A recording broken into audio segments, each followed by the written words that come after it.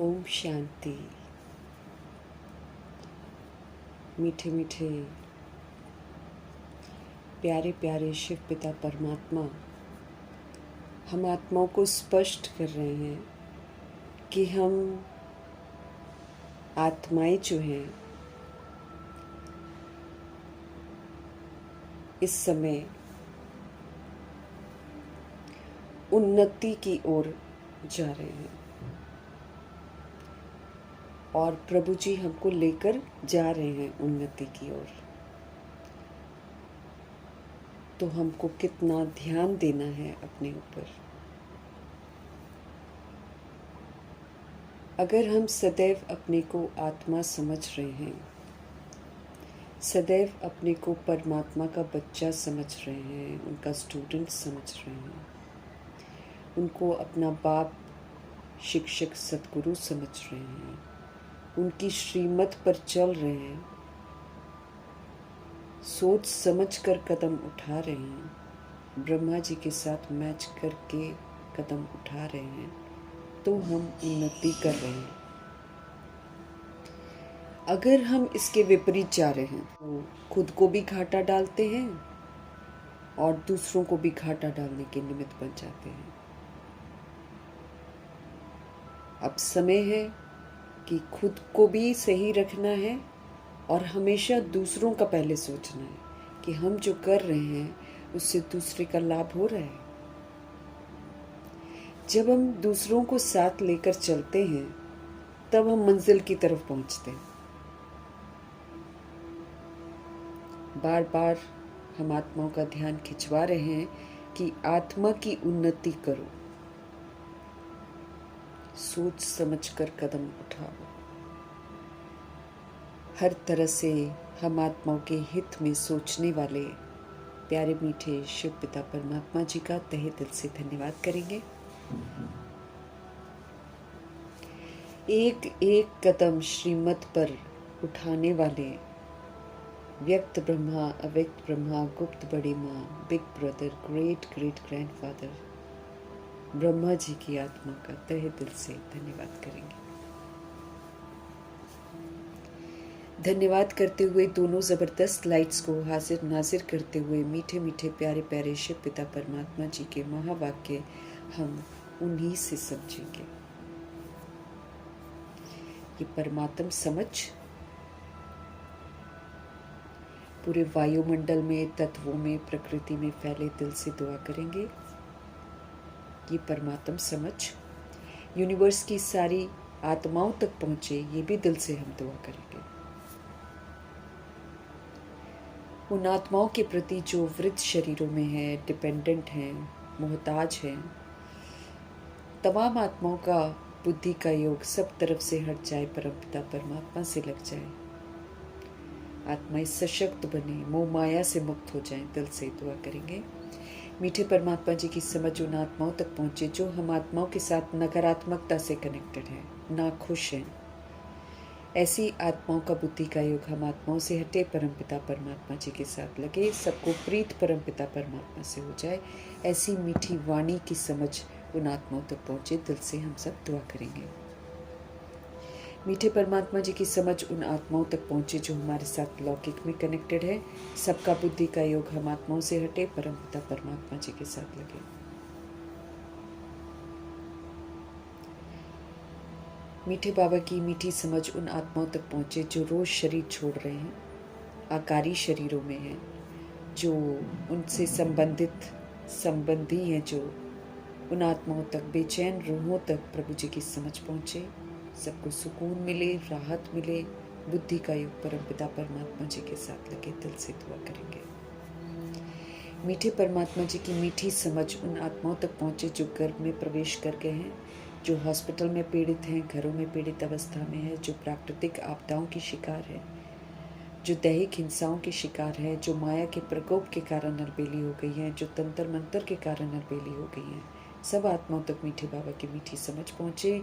उन आत्माओं तक पहुँचे जो बाबा के बच्चे वाम मार्ग में चले गए हैं या फिर वाम मार्ग में जाने की तैयारी कर रहे हैं। उन आत्माओं तक प्रभु जी की समझ पहुँचे जो कुमार कुमारियों के शरीरों में हैं, जो छोटे शरीरों में हैं, उन आत्माओं के प्रति प्रभु जी की समझ समर्पित करेंगे जो अपनी संस्था बनाकर बैठे हैं, खुद भी गुमराह हैं, दूसरों को भी गुमराह कर रहे हैं। उन आत्माओं तक प्रभु जी की समझ पहुँचे जो भिन्न भिन्न मठ पंथों में भाषा के नाम पर, जाति के नाम पर, रंग रूप के नाम पर बटे हुए हैं, नफरत कर रहे हैं। ऐसी बटी हुई आत्माओं तक प्रभु जी की समझ पहुँचे। उन आत्माओं तक प्रभु जी की समझ पहुँचे जो वैश्याएं बन गई हैं, जो गणिकाएं बन गई हैं, जो उनसे ऐसे गंदे धंधे करवा रहे हैं, उन तक प्रभु जी की समझ पहुँचे। किन्नरों तक प्रभु जी की समझ पहुँचे, अपाहिजों तक प्रभु जी की समझ पहुँचे। सभी का बुद्धि का युग सत्य के साथ लगे दिल से हम सब दुआ करेंगे। यादव, कौरव, यवन बन गए जितनी भी आत्माएं हैं, सब तक प्रभु जी की समझ पहुँचे। भूत प्रेत आत्मा बन गई जो हैं, भटक रही हैं रूहें, उन तक बाबा की मुरली की समझ पहुँचे। बुद्धि का युग परमात्मा के साथ जाए, उल्टे धंधों से बेचारे मुक्त हो जाएं, भटकन से मुक्त हो जाएं। दिल से दुआ करेंगे। तंत्र मंत्र रिद्धि सिद्धि करने वाली आत्माएं जो तांत्रिक बन गई हैं, अघोरी बन गई हैं, उन तमाम आत्माओं तक प्रभु जी की समझ पहुँचे, वो भी इस कुकर्म से बाहर आ जाए। दिल से हम सब दुआ करेंगे। बड़े बड़े अखाड़े बनाकर लोगों को गुमराह करने वाली आत्माएं, राज्य सत्ता की आत्माएं, सभी आत्माओं को सद्बुद्धि आए। धर्म के नाम पर, जाति के नाम पर आतंक फैला रहे हैं, ऐसी आत्माओं तक प्रभु जी की समझ पहुँचे। आतंकवादी बन गए हैं जो, है ना, और जो अंडरवर्ल्ड डॉन्स बन गए हैं, जो अंग तस्करियाँ कर रहे हैं, जो उल्टे धंधे करवा रहे हैं, ह्यूमन फ्लैश एनिमल फ्लैश खा रहे हैं, ऐसी आत्माओं तक प्रभु जी की समझ पहुँचे। जानवर से भी बदतर हो गई हैं आत्माएं, सभी आत्माओं तक मीठे बाबा की समझ पहुँचे ताकि आत्माएं अपने स्वधर्म में फिर से वापस आ जाए। उन आत्माओं तक प्रभु जी की समझ पहुँचे जो आज कल भिन्न भिन्न नशों में धुत है। आत्माएं, यूथ जो है भिन्न भिन्न नशों में धुत हो गया है, सत्ताएं उनको नशों में डाल रही हैं। ऐसी आत्माओं को सद्बुद्धि आए, सारे नशों से मुक्त होकर सब ईश्वरीय नशा चढ़ जाए सबको। दिल से हम सब दुआ करेंगे। उन जगहों पर, उन लोगों तक प्रभु जी की समझ पहुँचे जहाँ अभी तक पहुँची नहीं है। अगर पहुँचती है तो आत्माएं सुनने को ही तैयार नहीं है, वो इसी ज़िंदगी में मस्त हैं। तो सबको इससे वैराग आए। हर आत्मा को प्रभु आकर्षण हो, हर आत्मा को परमात्मा आकर्षण के साथ अपने घर का आकर्षण हो। आत्माएं अपने आप को समझें कि वो मेहमान है। ये हम सब दिल से दुआ करेंगे। अपने लिए भी दुआ करेंगे कि जो रोज़ हमें समझाया जा रहा है उसको हम अमल में लाएं। हम सब ज्ञानी तो आत्मा बने। अगर हम नहीं बनेंगे तो कड़ी सजाएं खाएंगे, क्योंकि ज्ञान भी प्राप्त किया, खुद को भी लाभ नहीं पहुंचाया, अन्य आत्माओं को भी लाभ नहीं पहुंचाया, तो ये तो बहुत बड़ी सज़ा हो जाएगी। इसलिए अलर्ट रहकर, अव्यक्त स्थिति, आत्मिक स्थिति में स्थित होकर हम सुप्रीम रूह की शिक्षाएं अपने लिए जो हैं वो हम बड़े अटेंशन से उनको सुनेंगे, समझेंगे और आज ही अमल में लाएंगे। बिकॉज़ अब आगे के लिए हमारे पास समय नहीं है कि हम नोट्स बनाएंगे और हम कभी पढ़ेंगे, वो तो हम कभी भी नहीं कर पाएंगे अब। इसीलिए जो आज बोला जा रहा है वो हम आज ही करें, यही हम दुआ करेंगे अपने लिए। और इन्हीं दुआओं के साथ देखते हैं आज हमारे मीठे परम पिता परमात्मा किस विधि से हम आत्माओं को सही दिशा में लेकर जा रहे हैं। दोनों ज़बरदस्त लाइट्स को हाजिर नाजिर करेंगे, उन्हीं से हम सब कुछ समझेंगे। मीठे मीठे बाबा बोले, मीठे बच्चे पतित जगत से नाता तोड़ एक बाप से बुद्धि योग लगाओ, तो हम कभी भी माया से हार नहीं खाएंगे। माया क्या करती है? अब पतित जगत में तो बहुत उथल पुथल हो रही है। माया बार बार ना हमको उधर ले जाएगी। अब हमको समझना है कि अगर हम कुछ देखते हैं तो उसका प्रभाव हम पर पड़ जाता है, क्योंकि सब बियॉन्ड लिमिट गलत काम कर रहे हैं।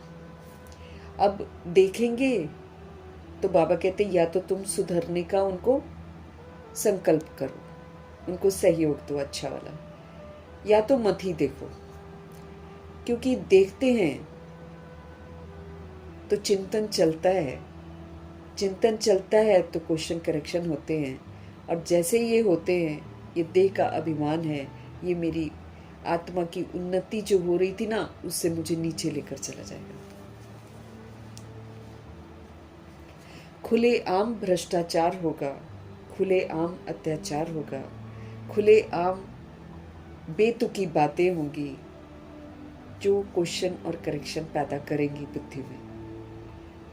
लेकिन मेरे को ये समझना है कि अगर हम प्रभाव में आ जाते हैं, इफेक्ट में आ जाते हैं, तो इफेक्ट में आने के बाद अगर हम कल्याणकारी सोचकर उसको अच्छे उसके लिए संकल्प नहीं करते हैं, तब तो हम डिफेक्ट में आ जाएंगे। अब हमको समझ में आया है कि रिएक्ट करना, रिजेक्ट करना, क्वेश्चन करना, करेक्शन करना, ये डिफेक्ट है। इससे आत्मा की उन्नति नहीं होती है, उल्टा आत्मा नीचे चली जाती है। इसलिए भगवान जी बोल रहे हैं कि ये जो पतित जगत है ना, इसे नाता ही तोड़ दो, जैसे मम्मा जी ने तोड़ दिया था। उन्होंने कुछ नहीं देखा फिर पुरानी दुनिया का, पतित दुनिया है ना। जबकि उनके ज़माने में इतनी तो पतित नहीं थी जितनी आज खुलेआम हो गई है। होता था तब भी, लेकिन क्योंकि तब तो प्रभु ने जिक्र कर रखा है शुरू से ही सारी बातों का, लेकिन फिर भी थोड़ा गुप्त था। अब तो ओपन होते जा रहा है। तो इसीलिए हमें बेस्ट है कि हम पतित जगत से नाता तोड़ दें और हम अपना बुद्धि का योग जो है वो एक पाप से लगाएं। तो माया जो है ना, माया, इससे अपनी हार नहीं हो सकती है, इससे अपनी हार नहीं हो सकती है।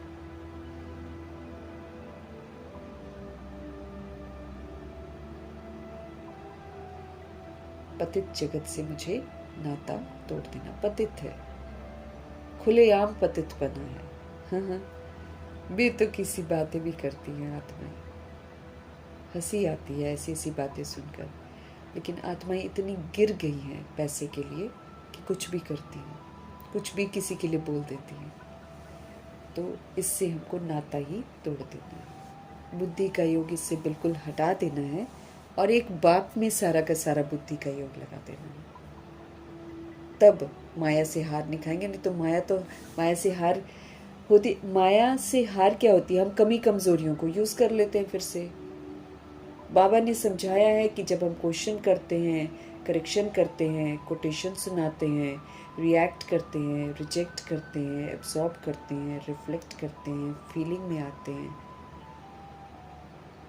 तो सारी देह अभिमान की बीमारी है। आत्मा शांत, आत्मा स्थिर, आत्मा संतुष्ट, आत्मा खुश, आत्मा शुभ भावना शुभकामनाधारी, आत्मा प्रेम स्वरूप, इसका मुझे सबूत देना है। आत्मा शक्तिशाली, आत्मा ज्ञान स्वरूप, आत्मा पवित्र स्वरूप, ये हमारी पहचान है।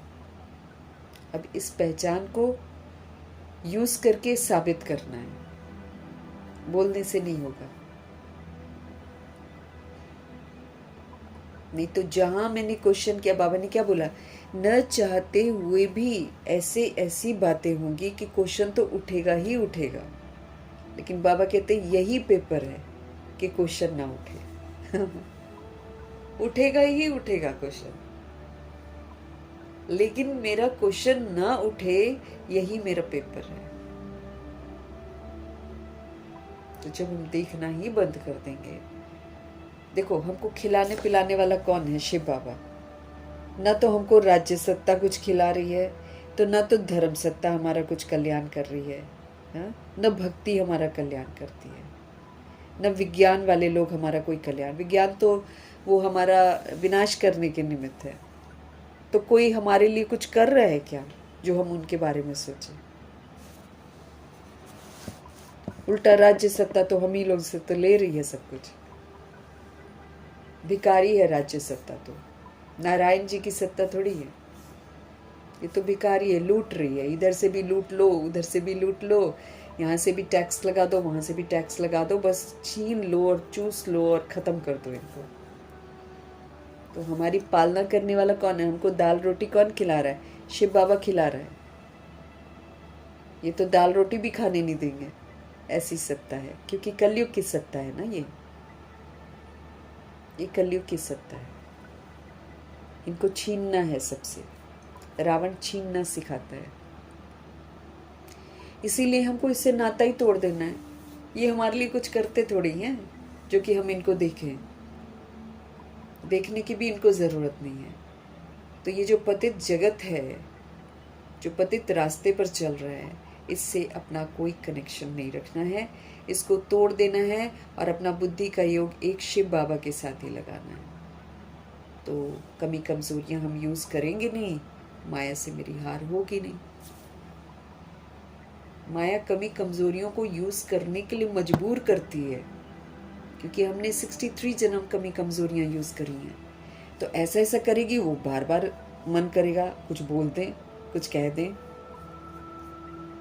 लेकिन वो मेरी कमी कमज़ोरी है। सहनशीलता मेरी शक्ति है ना। जैसे कल कितना सुंदर स्लोगन है, बाबा कह रहे हैं सहनशीलता का गुण तुम धारण कर लो तो तुम्हें कभी भी असत्यता का सहारा नहीं लेना पड़ेगा।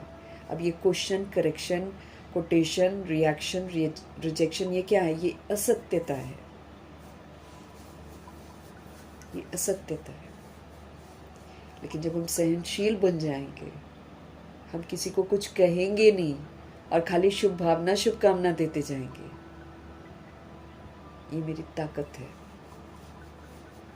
इससे मैं सत्यता के साथ चल रही हूँ, क्योंकि शिव बाबा ने बोला है no questions, no corrections, no reaction, no rejection, no quotation, no absorption and no reflection. ये भगवान जी का फरमान है। तो जब मैं सहनशील रहती हूँ तो ये सारी जो फरमान है इसको मैं मान लेती हूँ, मैं सत्य की राह पर रहती हूँ। लेकिन जहाँ मैंने सहनशीलता खो दी है ना, वहाँ हम कुछ ना कुछ बोल जाते हैं, वो मेरी हार है। वो मैंने असत्य का रास्ता पकड़ लिया। तो ब्रह्मा जी कैसे थे? सहनशील थे, एकदम सहनशील थे ना, इसीलिए इंसल्ट किया, गालियां दी, कुछ भी किया, उन्होंने कभी भी असत्य का सहारा नहीं लिया। वो शांत रहे, सहनशील रहे, खुश रहे, संतुष्ट रहे, दुआएं दी, शुभ भावना, शुभकामना दी, खुश रहे। जब हम आत्मा वाला पाठ बजाएंगे तो हम खुश रहेंगे, शांत रहेंगे। जहाँ हम देह अभिमान वाला पाठ बजाएंगे फिर हम अशांत हो जाएंगे। ये बाबा हमको बार बार समझाते रहते हैं। माया से हार हम तब खाते हैं जब हम कमी कमज़ोरियों को देखते हैं, उसका चिंतन करते हैं, उसका वर्णन करते हैं, चर्चा करते हैं। तो हमको क्या हो जाता है? हमने माया से हार खा ली। वही दैहिक भान जो हम पहले यूज़ करते थे, अगर वो हम यूज़ करते हैं तो हम हार खा लेते हैं। लेकिन जो बाबा हमको बोलते हैं शांत रहो, स्थिर रहो, अचल रहो, अडोल रहो, खुश रहो, संतुष्ट रहो, दुआएं दो, शुभ भावना, शुभकामना दो, इससे मेरी ताकत बढ़ती है। और न केवल मेरी ताकत बढ़ती है, लेकिन मैं आत्मा दूसरे का भी लाभ तो करती हूँ। अगर मैं सहनशील नहीं रहूँगी, रिएक्ट करती रहूँगी, रिजेक्ट करती रहूँगी, तो हमारा तो रिश्ते, उसमें वो क्या आता जाएगा? कड़वाहट आती जाएगी। वो तो हिसाब किताब मेरा बढ़ता ही चला जाएगा। लेकिन बाबा की श्रीमत पर चलेंगे तो हिसाब किताब क्लोज भी हो जाएगा। मैं अगर सहनशील रहूँगी तो मेरा सहनशीलता का सहयोग जो है वो दूसरी आत्मा को भी अच्छा कर देगा। फिर मेरी आत्मा भी प्रोग्रेस करेगी, मैं सशक्त बनूंगी और मैं अपनी मंजिल तक भी पहुंचूंगी। मंजिल तरफ मेरा कदम उठेगा। और जहाँ क्वेश्चन करेक्शन हम करते हैं, हम मंजिल से और दूर हो जाते हैं, हम परमात्मा से और दूर हो जाते हैं। तो पतित जगत से मुझे नाता ही तोड़ देना है, एक बाप से मुझे बुद्धि का योग लगाना है। अगर हम ऐसा करेंगे तो हम कभी भी माया से हार नहीं खाएंगे। प्रश्न है मीठे बाबा का, समर्थ बाप साथ होते हुए भी यज्ञ में अनेक विघ्न क्यों पड़ते हैं? विघ्न पड़ते हैं ना। समर्थ पावरफुल गॉडफादर हम आत्माओं के साथ हैं, फिर भी यज्ञ में बहुत सारे विघ्न पड़ते हैं। क्यों? कारण क्या है? मीठे बाबा का जवाब है, ये विघ्न ड्रामा अनुसार पढ़ने ही हैं। विघ्न आएंगे तब तो हम विघ्न जीत बनेंगे, तब तो हम विघ्न विनाशक बनेंगे। हमारे ही बनाए हुए विघ्न आ रहे हैं। तो जब आएंगे और हम उसको सहन करके उसको जीतेंगे, मेरा हिसाब किताब सेटल होगा। तो विघन जो हैं ये तो ड्रामा अनुसार पड़ने ही हैं, क्योंकि जब यज्ञ में असुरों के विघन पड़े तब तो पाप का घड़ा भरे। हम सही रास्ते पर चले और ये जो यज्ञ में असुर हैं, है ना, जिनका सुर बिगड़ गया है, वो विघन जब यज्ञ में असुरों के विघन पड़ेंगे तब तो पाप का घड़ा भरेगा ना, और जब भर जाएगा तब फूटेगा। इसमें बाप कुछ नहीं कर सकते, इसमें बाप कुछ नहीं कर सकते। अगर विघ्नों को दूर करना है तो योग लगाओ। अब जैसे दादियाँ जब थी तो कितने प्रोग्राम्स वो लोग रखते थे, तो कितने विघ्न पड़ते थे। कभी मूसलाधार बारिश हो जाती थी, सारा काम खराब हो जाता था, और कभी लोग आ जाते थे बीच में। जैसे रामलीला ग्राउंड में मेला लगाया, इतनी तैयारी कर, उन दिनों तो उतना पैसा भी नहीं था, लेकिन फिर भी कितना भी सारा अरेंजमेंट किया, और आकर 1 सेकंड में जो राज्य सत्ता इंदिरा गांधी थी उसने बोला कि रशियन का प्रेसिडेंट आ रहा है, इसलिए सारा मेला हटाओ यहाँ पर। इतनी मेहनत करी, विघन आया ना तो प्रकाश मणि दादी ने योग करवाया। गुलजार दादी शायद गए थे बाबा के पास, तो बाबा ने बोला था कि योग लगाओ। सारी रात योग किया, सुबह तक फैसला बदल गया। विघन तो आएंगे, लेकिन ये विघन भी कल्याणकारी हैं, क्योंकि ये विघन कौन डालता है? यज्ञ में, जब यज्ञ में असुरों के विघन पड़े तब तो पाप का घड़ा भरे। इसमें बाबा कुछ नहीं कर सकते। ये तो ड्रामा में बाबा कहते नूत है। हमें ये ध्यान रखना है कि हम विघन ना बने, क्योंकि जब हम श्रीमत के विपरीत जाते तो हम ही विघन डाल देते हैं। हम अपने को आत्मा नहीं समझते हैं तो हम यज्ञ में विघन डालते हैं, क्योंकि बाबा समझा रहे हैं कि आत्मा है, हम समझ रहे हैं शरीर है, तो विघन डाल रहे हैं ना हम भी। फिर हम भी तो असुर बन रहे हैं, तो हमको विघन नहीं बनना है, विघन रूप नहीं बनना। तो ये विघन तो ड्रामा अनुसार पड़ने ही है, क्योंकि जब यज्ञ में असुरों के विघन पड़े तब तो पाप का घड़ा भरे। इसमें बाप कुछ नहीं कर सकता। बाबा कहते इसमें मैं कुछ नहीं कर सकता। पाप का घड़ा भरना भी तो जरूरी है ना, तब तो खत्म होएगी दुनिया। ये तो ड्रामा में नूद है। ड्रामा में बाबा इंटरफियर नहीं करते ना। विघन पड़ने ही है, लेकिन विघ्नों से तुम्हें घबराना नहीं है। हमें विघन जीत बनना है, हमें विघन विनाशक बनना है। विघ्नों के प्रभाव में आकर हमें डरना नहीं है, हमें घबराना नहीं है, हमें विस्मृत नहीं होना है। घबराने से हम विस्मृत हो जाते हैं, और विस्मृत होकर उल्टा कदम उठा लेते हैं, क्वेश्चन करेक्शन फिर कर बैठते हैं। जब भगवान जी क्वेश्चन नहीं कर रहे हैं, जब भगवान जी इंटरफियर नहीं कर रहे हैं, तो जनक दादी हमेशा बोलती है कि हम क्यों करें इंटरफियर। फिर जब इतना कुछ तांडव हो रहा है दुनिया में, वो इसलिए हो रहा है क्योंकि पाप का घड़ा भरना है, तब समाप्ति होनी है।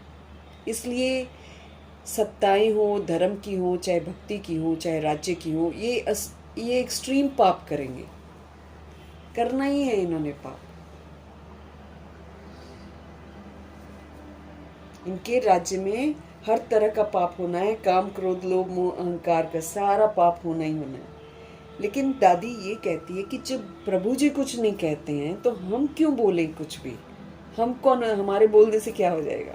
उल्टा हमारे बोलने से हम और हिसाब किताब में अंदर प्रवेश कर जाएंगे, तब तो हम विघन बन जाएंगे। इसलिए हमको शांत रहना है, स्थिर रहना है, दुआएं देनी है, स्मृति में रहकर आत्माओं को भी स्मृति में लाना है। ये हमारा काम है बस।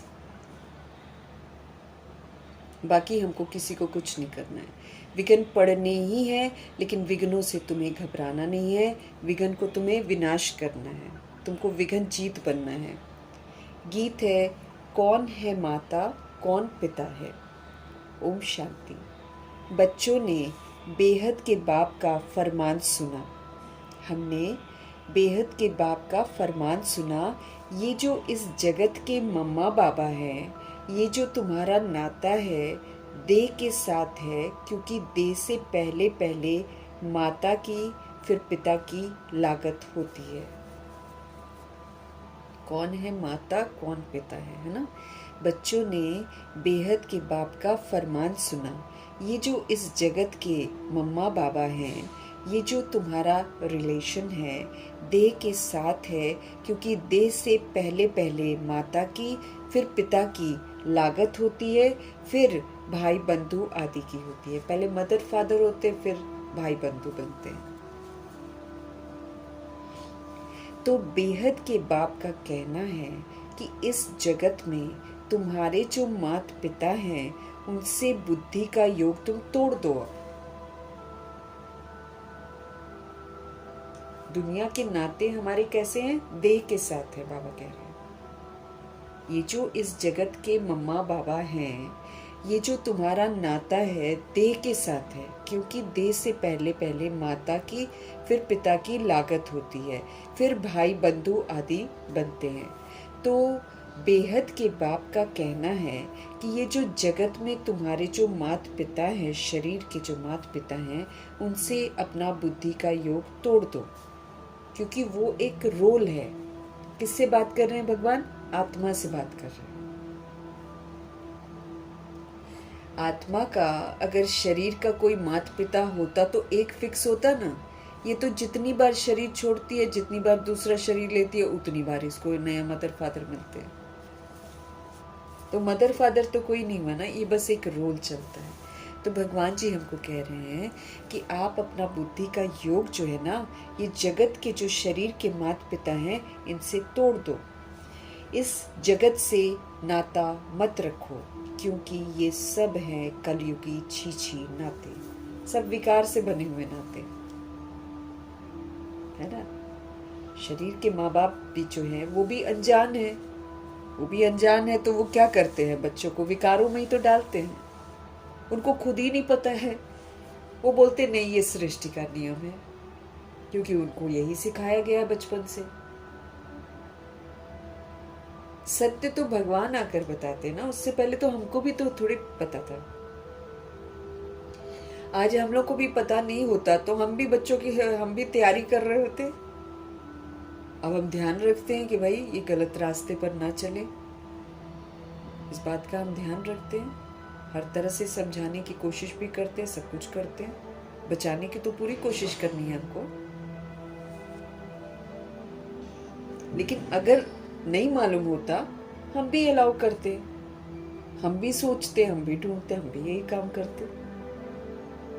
तो भगवान ने आकर हमको समझ दी है कि जितने भी तुम्हारे जगत से तुम्हारा नाता है, इसको नाता मत रखो। क्यों? क्योंकि सब कलयुगी छीछी नाते। एक तो कलयुगी है और सारे विकार वाले नाते। उसमें काम भी है, उसमें क्रोध भी है, उसमें लोभ भी है, उसमें मोह भी है, उसमें अहंकार भी है। ये रिलेशंस अच्छे नहीं है, इसलिए इनसे बुद्धि का योग हटा देना है। अब उनको रूह समझना है। अगर वो ज्ञान में नहीं चलते हैं तो वो ब्रह्मा जी की दूर की बिरादरी है, ये समझना है। उनको आत्मिक दृष्टि से देखना, तब जाकर हम उनका कल्याण कर सकेंगे। अगर दैहिक दृष्टि वृत्ति से देखेंगे तो हम उनका कल्याण भी नहीं कर सकेंगे, अपना भी नहीं कर सकेंगे।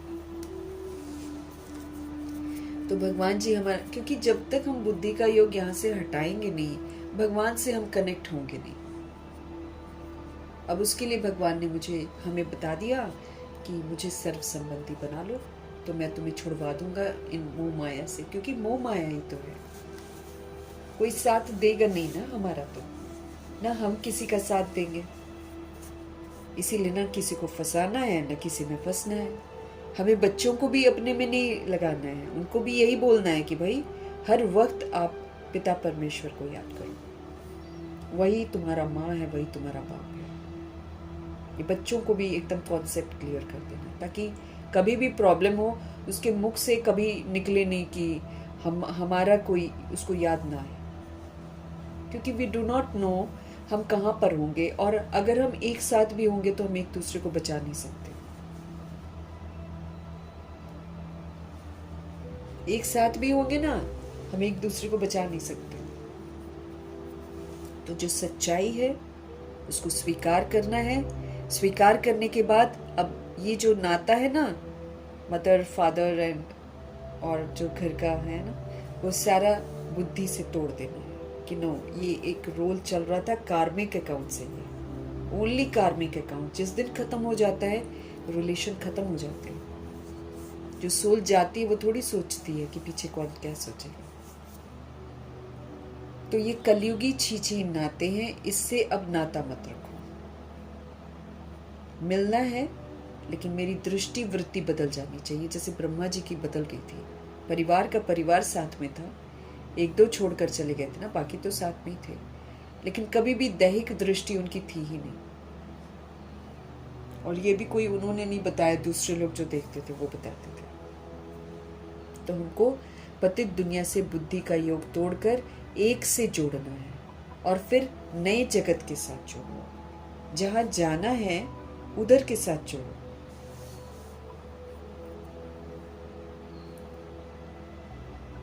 क्योंकि अब तुमको मेरे पास आना है, क्योंकि अब तुमको मेरे पास आना है। जब तोड़ेंगे तभी तो जाएंगे, नहीं तोड़ेंगे तो यहीं फंस जाएंगे हम। धर्मराजपुरी में भेजा जाएगा, वहां पर फिर तुड़वाया जाएगा सारा कुछ, वो फिर कष्ट होंगे।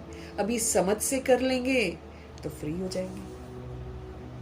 तो प्रभु जी हमको क्या कह रहे हैं, इस पतित दुनिया से बुद्धि का योग तोड़कर मुझे एक से जोड़ो और फिर नए जगत के साथ जोड़ो। क्यों? क्योंकि अब तुमको मेरे पास आना है। सिर्फ नाता जोड़ने की बात है, सिर्फ नाता जोड़ने की बात है, और कोई बात नहीं है और कोई तकलीफ नहीं है। नाता जोड़ेंगे वो जिनको डायरेक्शन मिलता है, सब थोड़ी जोड़ेंगे, है ना। सतयुग में पहले नाता अच्छा होता है, सतो प्रधान होते हैं हम सब, फिर नीचे उतरते जाते हैं। फिर जो सुख का नाता है वो आहिस्ते आहिस्ते हमारा कम होता जाता है। 2500 वर्ष की राजधानी में हर जन्म हम कम होता जाता है। अभी तो बिल्कुल ही इस पुरानी दुनिया से नाता तोड़ना पड़े। आहिस्ते आहिस्ते तो हम सुख के नाते से हटकर दुख के नाते में चले गए। अब हमको बाबा कहते हैं बिल्कुल ही इस पुरानी दुनिया से नाता तोड़ना पड़े, तब जाकर हम भगवान के साथ कॉन्सेंट्रेट कर सकेंगे। नहीं तो फंसे रहेंगे ऐसे ही, एक दिन बॉडी छूट जाएगी, भगवान जी एक्सेप्ट नहीं करेंगे, फिर रूह को धक्के खाने पड़ेंगे। बाबा कहते हैं अब तो वो टाइम आ गया है, बिल्कुल ही इस पुरानी दुनिया से नाता तोड़ना पड़े। इसको देखना ही नहीं है, ये बड़ा मायावी है। आत्माएं उलट पुलट काम कर रही हैं एकदम, और बद से बदतर कर रही हैं और खुलेआम कर रही हैं।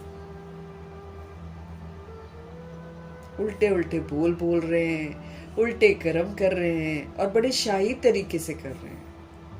शर्म लज्जा कुछ नहीं है कुछ लज्जा नहीं है।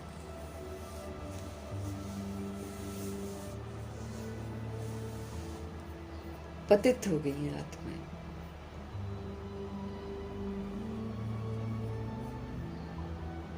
इसलिए हमको इस पुरानी दुनिया से नाता तोड़ना पड़े।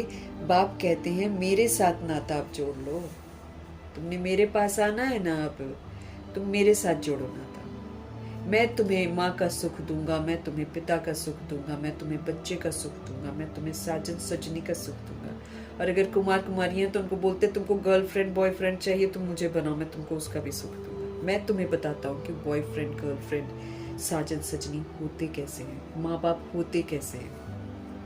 तो कलयुग के माँ बाप थोड़ी हैं,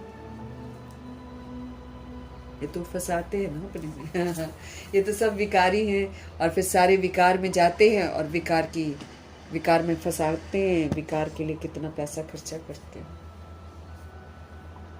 तो भ्रष्ट बुद्धि है दुनिया में।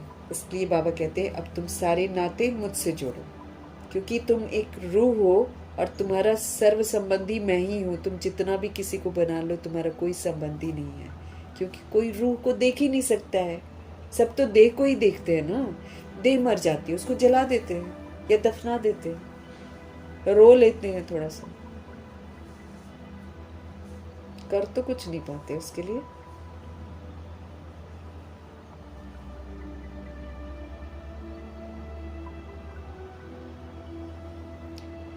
रक्षा कर सकता है कोई क्या?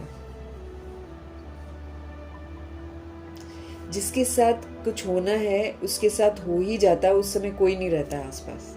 अब देखो, यू फादर बोलेगा मेरा बच्चा है, मैं देखभाल करूंगा, उसके लिए घर भी सुरक्षित बनाएगा और सारा कुछ पूरा रखेगा, सारा सामान, है ना।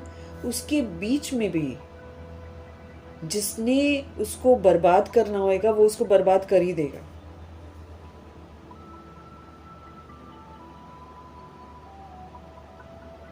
उस समय ऐसी सिचुएशंस बन जाएंगी, कोई होगा ही नहीं आसपास। जैसे जिस लड़की को वो छोटे से लड़के ने मार दिया या उसके साथ गलत व्यवहार किया, कैसे उसको लहू लुहान खींचता, पैसे के लिए, बस पैसे के लिए कैसे उसने उसको खींचा, कैसे उसको मारा। उसका बाप इतना अच्छे पोस्ट पर है, बचा पाया? वो जो घर था जिसमें उसको सुरक्षित रखा था, क्या वो घर ने उसको बचाया? ऐसे ही होना है आप सबके साथ। इसीलिए बुद्धि का योग परमात्मा के साथ लगा लेना। हम जितना मर्जी सुरक्षित रखें, कुदरती उस दिन ऐसा होगा कि अकेले हो जाएंगे बच्चे, या फिर हम कहीं और होंगे, या किसी काम से अचानक एकदम ख्यालात से बिल्कुल सब कुछ निकल जाएगा। लेकिन प्रभु को आधार बनाएंगे, प्रभु को साथ में रखेंगे तो होश में रहेंगे। कर्म को हमको सुधारना है, बहुत जल्दी जल्दी सुधारना है। और सभी रूहों के लिए अच्छी दुआएं, अच्छी शुभ भावना, शुभकामना देकर अपना पास्ट का कार्मिक अकाउंट सेटल कर देना, है ना। बाबा क्या बोलते, जो तुमने सोचा भी नहीं होगा वो तुमको देखने में मिलेगा। आजकल वही मिल रहा है जो हमने कभी सोचा भी नहीं था। समीप के रिश्तों में आप देखेंगे कि धोखाधड़ी और सब कुछ होता है। समीप, जहाँ आप सोचेंगे कि माँ का रिश्ता है या बच्चे का रिश्ता है या फिर हस्बैंड का रिश्ता है, जहाँ लोग सोचते हैं कि बस यहाँ पर डर नहीं है, वहीं पर खौफ आ गया है। आपको पता नहीं है कि आपके बगल में बैठा हुआ बंदा या बंदी आपके बारे में क्या सोच रहे हैं। रूहें इस तरह एक दूसरे के साथ अब मिल रही हैं। समीप रिश्ते में आकर बदला लेती हैं आत्माएं पिछले जन्म। इसलिए बाबा हमको क्या बोल रहे हैं, तोड़ दो नाते सारे, सब झूठ के नाते हैं। जो विकारी हैं वो आपको विकार में ही डालेंगे, वो आपको ऐसी ऐसी बातें बोलेंगे ना, व्यर्थ में, पास्ट में, इसी चिंतन में आपको डाल देंगे। अभी तो बिल्कुल ही इस पुरानी दुनिया से नाता तोड़ना पड़े।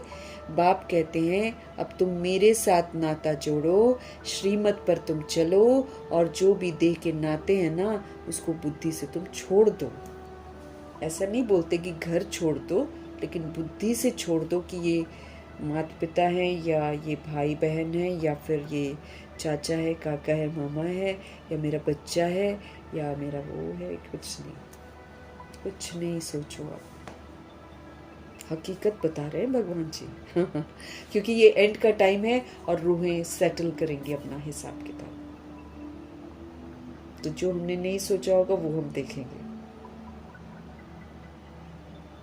तो प्रभु जी क्या बोल रहे हैं, एक तो तुम मेरे साथ नाता जोड़ो, दूसरा तुम श्रीमत पर चलो, और जितने भी तुम्हारे देह के नाते हैं ना उनको छोड़ दो। विनाश तो होना ही है। पहले से छोड़ देंगे, पहले से समझ लेंगे कि बॉडी है, पेरिशेबल है, बॉडी तो मेरा रिलेशन नहीं है। सोल जो इसके अंदर है वो मेरा आत्मा भाई है और वो परमात्मा का बच्चा है। ये बहुत बार बार समझाना है, क्योंकि अगर हम समझाएंगे नहीं और लास्ट में मुझे वो याद आ जाएंगे तो मेरी दुर्गति हो जाएगी। मिलेगा कुछ भी नहीं मुझे, लेकिन मेरी दुर्गति हो जाएगी। विनाश सबका होना, किसका हो गया? देह मर जाएगी, जो दिखाई दे रही हैं चीजें वो सारी खत्म हो जाएंगी। तो सारी दिखाई देने वाली चीज से बुद्धि का योग हटा देना। बच्चे जानते हैं बाप जिसको परमपिता परमात्मा कहा जाता है वो भी ड्रामा अनुसार सर्विस करते हैं। जितना ड्रामा अलाउ करता है ना उतना बाबा सर्विस करते हैं। जिस दिन ड्रामा एक फाइनल बोल देगा ना कि बाबा को कि नहीं बस और नहीं, बाबा चले जाएंगे। तो वो एक रिकॉर्डेड है बाबा में, अचानक चले जाएंगे बाबा।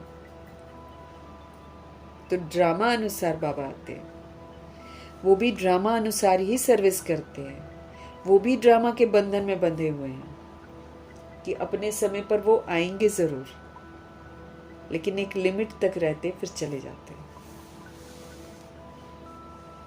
मनुष्य तो समझते हैं कि वो सर्वशक्तिमान है, कुछ भी कर सकते हैं।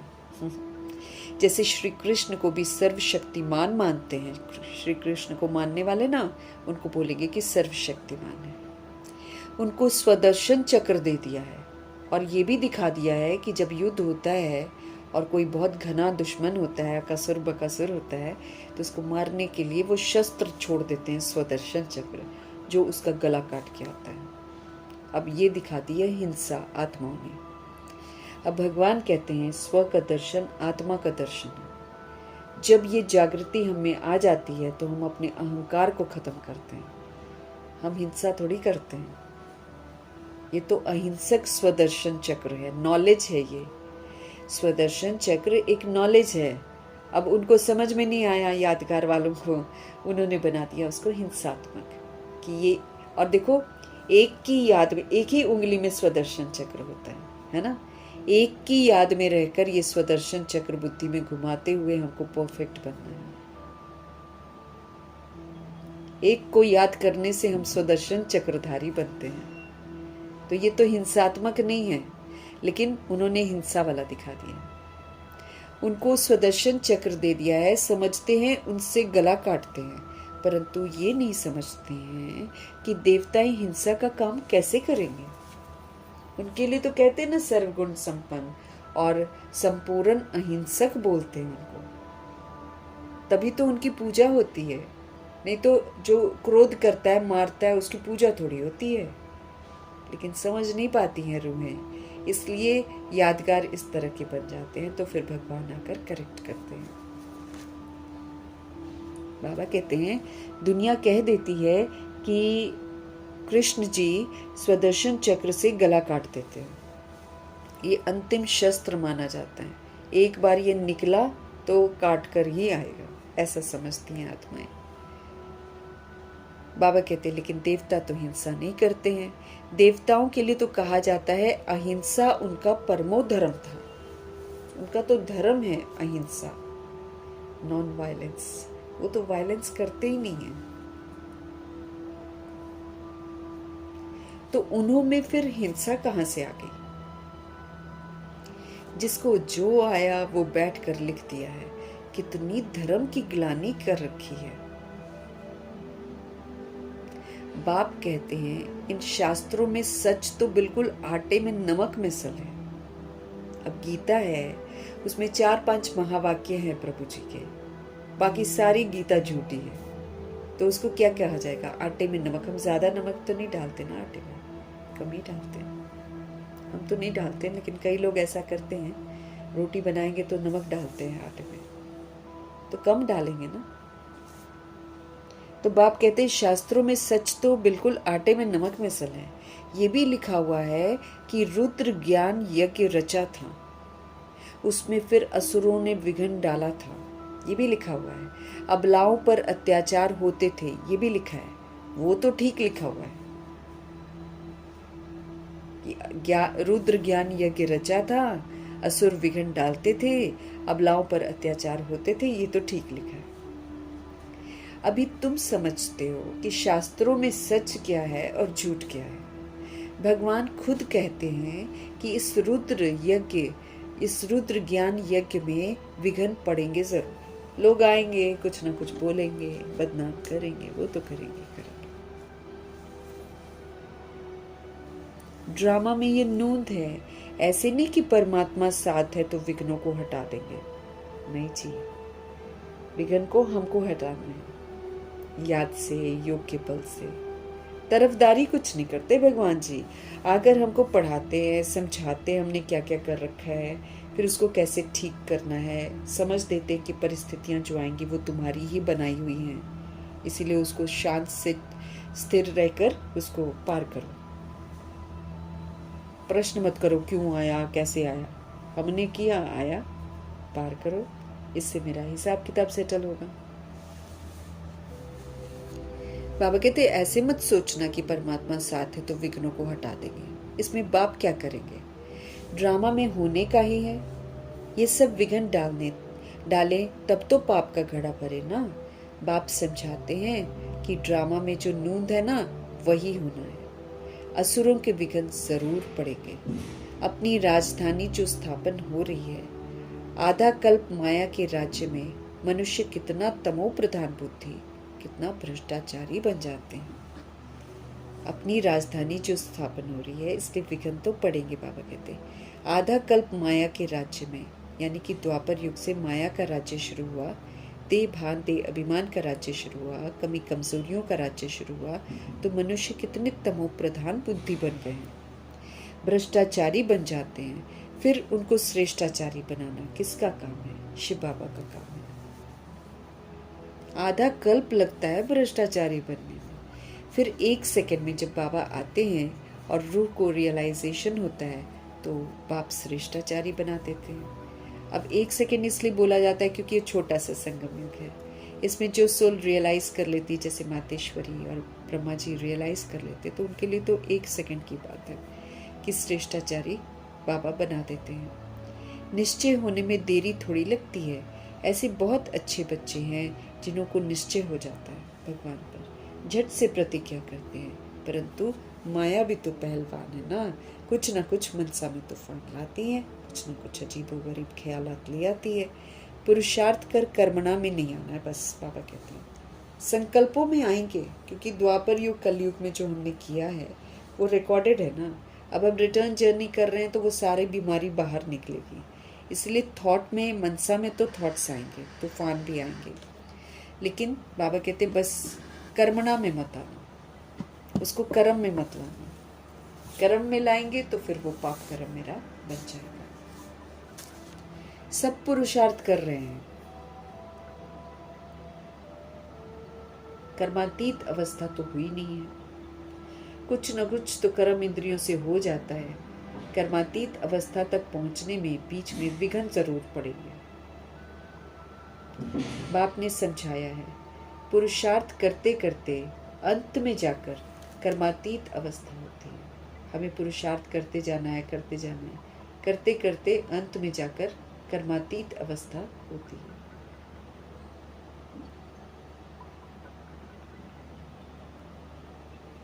जहाँ पर हमारे सारे कार्मिक हिसाब किताब जो है वो सेटल हो जाते हैं, तब कहेंगे बाबा कर्मातीत अवस्था। फिर तो इस शरीर को रहना ही नहीं है। जब मेरा सारा, हम कर्म के हिसाब किताब चुकतू करने के लिए ही बॉडी में है। जिस दिन कर्म हिसाब किताब चुकतू हो गए, छोड़ देंगे। अब वो कर्मातीत अवस्था बनानी है आपको। बहुत छोटे छोटे हिसाब किताब हमने बना रखे हैं, छोटे मोटे सारे बना रखे हैं, संकल्प से, बोल से, कर्म से, दृष्टि से, वृत्ति से, हाँ, सब से हमने विक्रम कर रखे हैं, सब से। इसलिए क्रिमिनल बन गई है आत्मा। हाँ, आंखों से भी क्राइम करती है, कानों से भी करती है। हाँ? वो बातें हम सुन लेते जो बाबा मना करते हैं तो क्राइम हो गया ना। ऐसे जो बाबा मना करते वो हमने देख लिया तो क्राइम हो गया। तो सोच, बोल, सब में हम क्रिमिनल बन जाते हैं।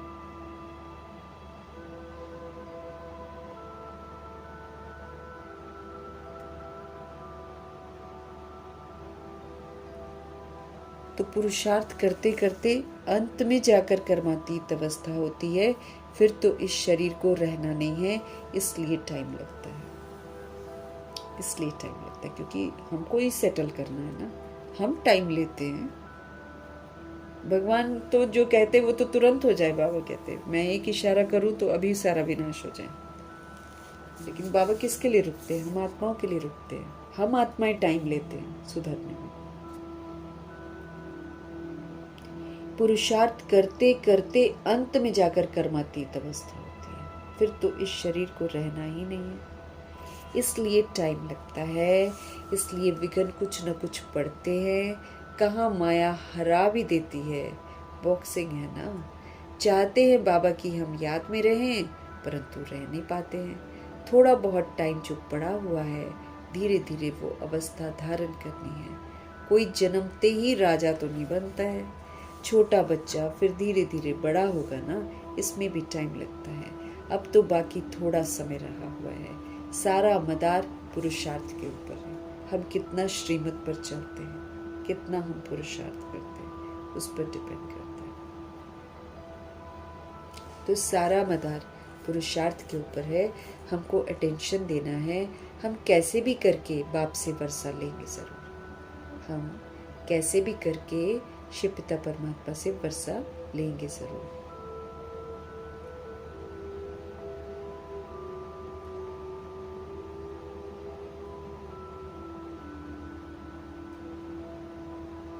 टाइम लगता है।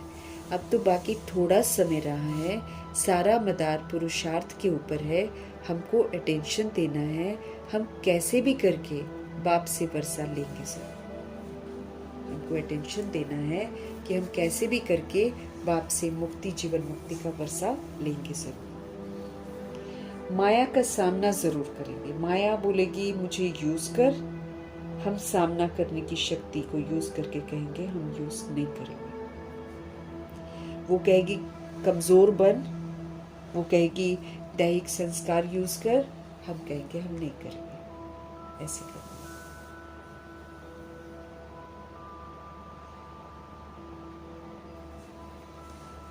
बाप कहते हैं माया का सामना हम जरूर करेंगे, है ना। इसलिए प्रतिज्ञा करते हैं। माया भी कम नहीं है, दिमाग घुमा देती है। वो आती ही अजीबोगरीब तरीके से है। जब आप प्रिपेयर्ड नहीं होगे ना, बिल्कुल अटेंशन नहीं होगा, कुछ और ही कर तब आती हो। तो बाबा कहते हैं माया भी कोई कम थोड़ी है, हल्के से हल्के रूप में भी आ जाती है और रुस्तम के सामने अच्छा जोर मार देती है। रुस्तम को भी नहीं छोड़ती है, मतलब जो महावीर बनता है ना, महारथी जो होता है उसको भी नहीं छोड़ती है। और जो हल्का है ना, उसको हल्के के साथ हल्के रूप में आएगी जरूर। ये बातें कोई शास्त्रों में नहीं है। बाप कहते हैं कि तुम बच्चों को अभी समझाता हूं। बाप द्वारा तुम सदगति को पा लेते हो।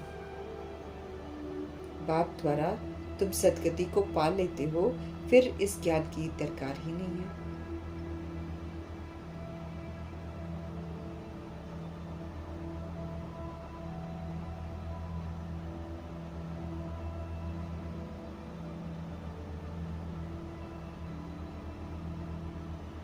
तो बाबा क्या कह रहे हैं कि जो माया है कम नहीं है, ये हल्के से हल्के रूप में भी आती है और रुस्तम के सामने अच्छा जोर मारती है। ये बातें कोई शास्त्रों में नहीं है। बाप कहते हैं कि तुम बच्चों को अभी समझाता हूँ। बाप द्वारा तुम सदगति को पा लेते हो, फिर इस ज्ञान की जरूरत नहीं होती है। सदगति मतलब स्वर्ग में जाना। जब सदगति हमको मिल जाती है तो वो तो गिफ्ट है भगवान जी का। वहां पर हमको ज्ञान की जरूरत नहीं होती है। ज्ञान से ही तो हम सदगति को पाते हैं, समझ से सदगति को पाते हैं। जितना सोच समझकर पाठ बजाएंगे उतना हम सदगति की तरफ जाएंगे। सोच समझकर सोचेंगे, सोच समझकर बोलेंगे, सोच समझकर कर्म करेंगे, उतना हम सदगति में जाएंगे। बिन सोचे करेंगे फिर बंधन में बच जाएंगे।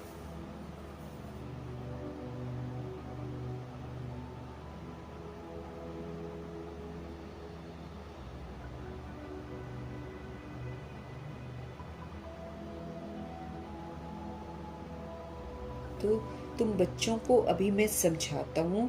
बाप द्वारा तुम सदगति को पा लेते हो, फिर इस ज्ञान की दरकार ही नहीं रहती। ज्ञान से सदगति हो जाती है। सदगति कहा जाता है सतयुग को। हम सचखंड में चले जाते हैं। सचखंड बाबा का गिफ्ट है, उन आत्माओं को मिलता है जो श्रीमत पर चलकर सदगति को पाते हैं। सबको वो गिफ्ट नहीं मिलता। तो मीठे मीठे बच्चों को लक्ष्य मिला है। ये भी समझते हैं कि ड्रामा अनुसार झाड़ बढ़ने में टाइम तो लगता ही है। विघ्न बहुत पड़ते हैं, चेंज होना पड़ता है, कौड़ी से हीरे जैसा बनना पड़ता है, रात दिन का फर्क है। जब हम भगवान जी के साथ जुड़ते हैं तो फिर जब जुड़ते हैं तब तो कौड़ी मिसल होते हैं, लेकिन फिर हमको बेदाग हीरा बनना होता है।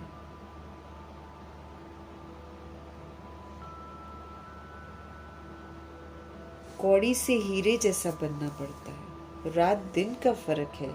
देवताओं के मंदिर अभी तक भी बनाते रहते हैं, तुम ब्राह्मण अभी मंदिर नहीं बनाएंगे। क्यों? क्योंकि मंदिर बनाना भक्ति मार्ग है। अब हम भक्ति थोड़ी करेंगे। दुनिया को ये पता ही नहीं है कि अब भक्ति मार्ग खत्म होकर ज्ञान मार्ग जिंदाबाद होना है, उसकी जीत होनी है। ये सिर्फ तुम बच्चों को मालूम है। मनुष्य तो समझते हैं कि कलयुग तो अभी बच्चा है। उन्हों का सारा मदार है शास्त्रों पर। वो जो मनुष्यों ने शास्त्र लिखे हैं उसी को सत्य वो लोग समझते हैं। और क्या समझते हैं? कि कलयुग तो अभी बच्चा है। तुम बच्चों को तो बाप बैठ सभी वेदों शास्त्रों का राज समझाते हैं। बाप कहते हैं अभी तक तुम जो पढ़े हो ना सब भूल जाओ। सब बेकार बातें हम पढ़ चुके हैं। चलो शास्त्र तो हमने तो नहीं पढ़े, सीरियल जरूर देखे रामायण के और महाभारत के, बाकी शास्त्र नहीं पढ़ा। पाठ जरूर किया है सुखमनी साहब का, जप साहब का, लेकिन अर्थ तो नहीं समझते थे ना। तो भल करके बाबा कहते हैं जो भी तुमने पढ़ लिया है ना, शास्त्र वगैरह अगर पढ़ लिए हैं तो उसको तुम भूल जाओ।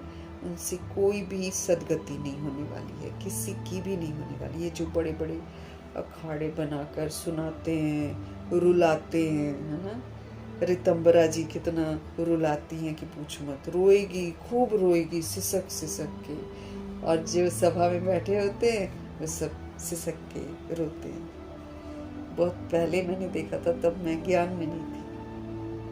वो क्या करती है ना, अनाथ जितने होते हैं ना, लोग छोड़ जाते हैं ना, कई लोग बच्चे विकार में जाकर पैदा कर लेते हैं और फिर लोगों को पता न चले तो कोई कूड़े के पास तो कोई कहाँ फेंक देता है ना। वो ऐसे बच्चों को उठा के उनकी पालना करती है, देखभाल करती है, उनको खिलाती पिलाती है। बहुत बच्चे हैं वहाँ पर, बहुत देखभाल करवाती है। और फिर बहुत सारे लोग ऑफ कोर्स कंट्रीब्यूट तो करते हैं पैसा वगैरह, लेकिन वो ऐसे बच्चे, अनाथ बच्चे जो इनको फेंक दिया जाता है, उनको संभालती है। होगा उसका कोई हिसाब किताब उन रूहों के साथ। लेकिन कथा जब सुनाती है ना तो ऐसे सुनाती है, रो रो कर। राम ने ये किया, सीता ने ये किया, रो रो कर सुनाती है।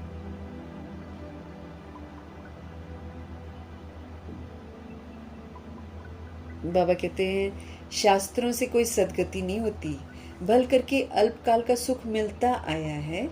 सदा सुख ही सुख मिले ऐसे तो हो नहीं सकता। ये है क्षण भंगुर सुख। बस सुनते हैं, थोड़ा खुश होते हैं, भीड़ भाड़ में इतना जाते हैं, पैसा चढ़ा आते हैं। वो जो झूठ की कहानियां सुना रहा है वो झूठ झूठ सुना कर पैसे कमा कर चलता है। उसका क्या जाता है? वो तो आएगा, उसके इर्द गिर्द इतने सारे लोग होते हैं, झूठी कथाएं सुनाएगा और झूठी कथाएं सुनाकर लोगों को प्रभावित करेगा। और सारे जितने बड़े अखाड़े वाले हैं सारे राज्य सत्ता के वो है क्या, मुरीद। राज्य सत्ता ही उनको संभालती है। झूठ बोलो, पैसा कमाओ, फिर हमको भी थोड़ा सा पैसा दे दो। ऐसे चलता है इनका सिस्टम। जितने बड़े अखाड़े वाले सारे के सारे झूठ बोल रहे हैं और पब्लिक इतनी इकट्ठी होती है कि पूछो। खचाखच ग्राउंड भरा रहता है।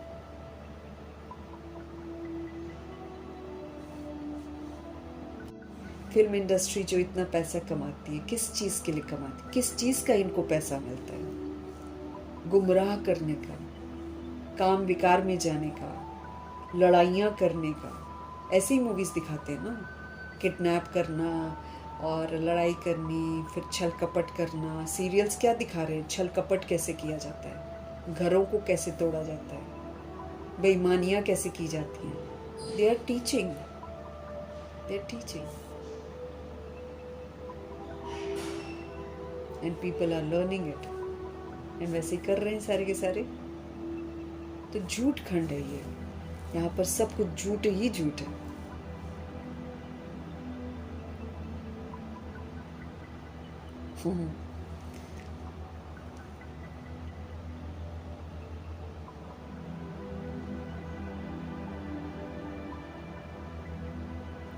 बाबा कहते हैं सदा सुखी सुख मिले ऐसा तो हो ही नहीं सकता. मनुष्य किसी को सुख, मनुष्य की लिखी हुई बातें हैं. और मनुष्य मरता भी है, फिर पैदा होता है. जब तक वो मरता है तब तक पिछला तो भूल जाता है. कौन लिख रहा है सत्य? कोई नहीं लिख रहा है सत्य. सब झूठ घुसाए जा रहे हैं.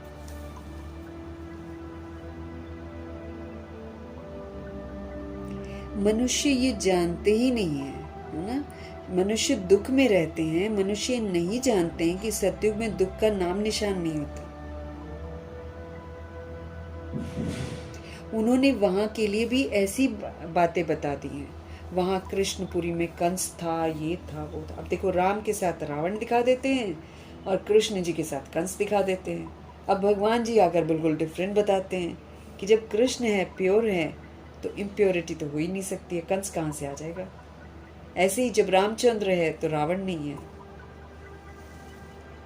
सारी दंत कथाएं हैं. ये सब कंफ्यूज करके ना, मिक्स कर करके ड्रामा के अनुसार कुछ न कुछ यादगार बन जाते. क्योंकि भक्ति का भी तो चलेगा ना कुछ समय सिस्टम. कुछ समय तो चलेगा ना शास्त्रों का भी. तभी तो दिखाया जाएगा कि ये झूठ खंड है.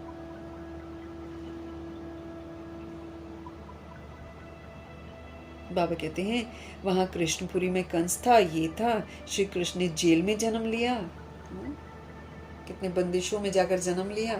उसको बांध कर रखा, फिर कैसे खुलवा भी दिया, फिर कैसे उसको नदी में लेकर जा रहे हैं, फिर कैसे वहां पर, मतलब कुछ भी कहानी बना दी बस. अब कृष्ण जी जहाँ पैदा होंगे वहां तो सुंदर जगह बाबा ने बना रखी है उनके लिए. तो सतो प्रधान प्रिंस पैदा होंगे. पूरी दुनिया में लाइट ही लाइट हो जाएगी. प्रकाश फैल जाएगा जब वो धरा पर जन्म लेंगे. ब्रह्मा जी कृष्ण बनकर.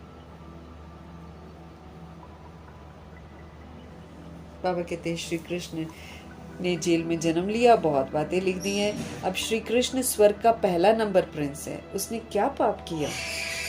बाबा कह रहे हैं अब श्री कृष्ण स्वर्ग का पहला नंबर प्रिंस है. उसने क्या पाप किया? ये है सारी की सारी दंत कथाएं. दंत कथाएं मतलब एक ने दूसरे को सुनाई, दूसरे ने. दंत कथाएं. रियलिटी नहीं है इसमें. सो भी तुम अभी समझते हो, जबकि बाप ने सच बताया. नहीं तो हम भी नहीं समझते थे. हम भी कहाँ समझते थे, है ना.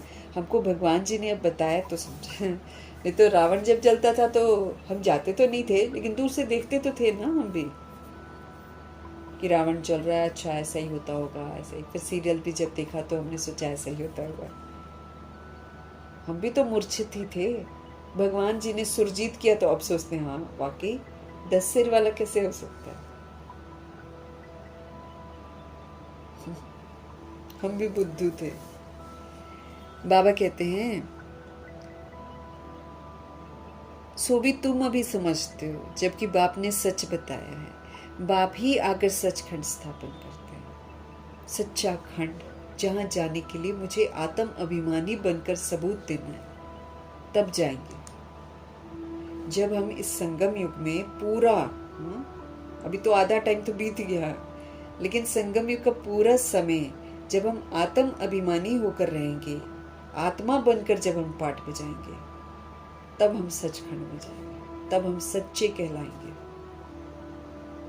देश समझकर पाठ बजा रहे तो फिर हम झूठ पाठ बजा रहे. तो सचखंड में जाना है तो हमको सच्चा बनना है. तो बाप ही आकर सचखंड स्थापन करते हैं. सचखंड में कितना सुख था और झूठखंड देखो कितना दुख है. दुख ही दुख है. देह भान में आना, देह अभिमान में आना, फिर समझना देह के भान में ये मेरा है, ये मेरा है, ये मेरा है.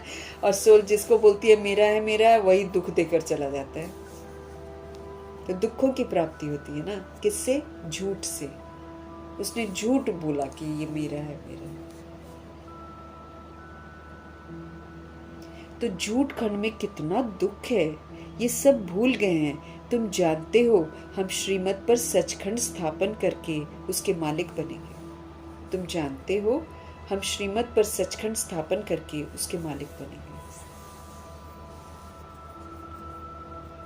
बाप समझाते हैं, ऐसे ऐसे श्रीमत पर चलने से तुम ऊंच मर्तबा पा सकते हो।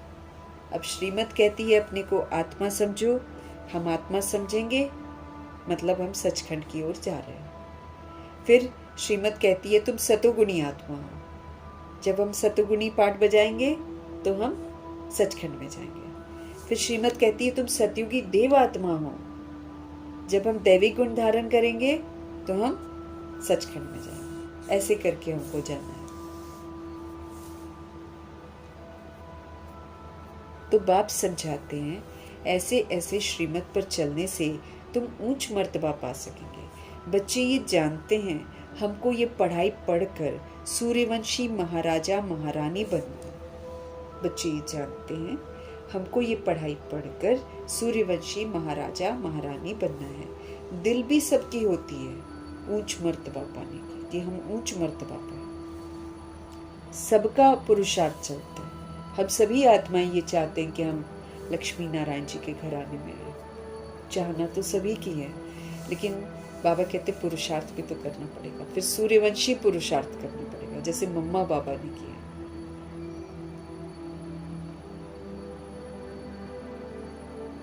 सबका पुरुषार्थ चलता है।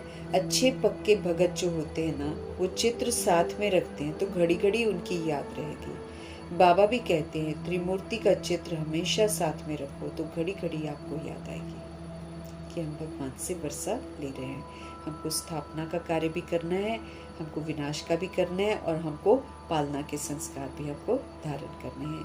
एक तरफ समझ की स्थापना करनी है, बेसमझी को खत्म करना है, और फिर दैवी गुणों को धारण करके उसका सहयोग सबको देकर दैवी गुणों से संपन्न बनना है। बाबा कहते हैं ये त्रिमूर्ति का चित्र अपने पास रख दो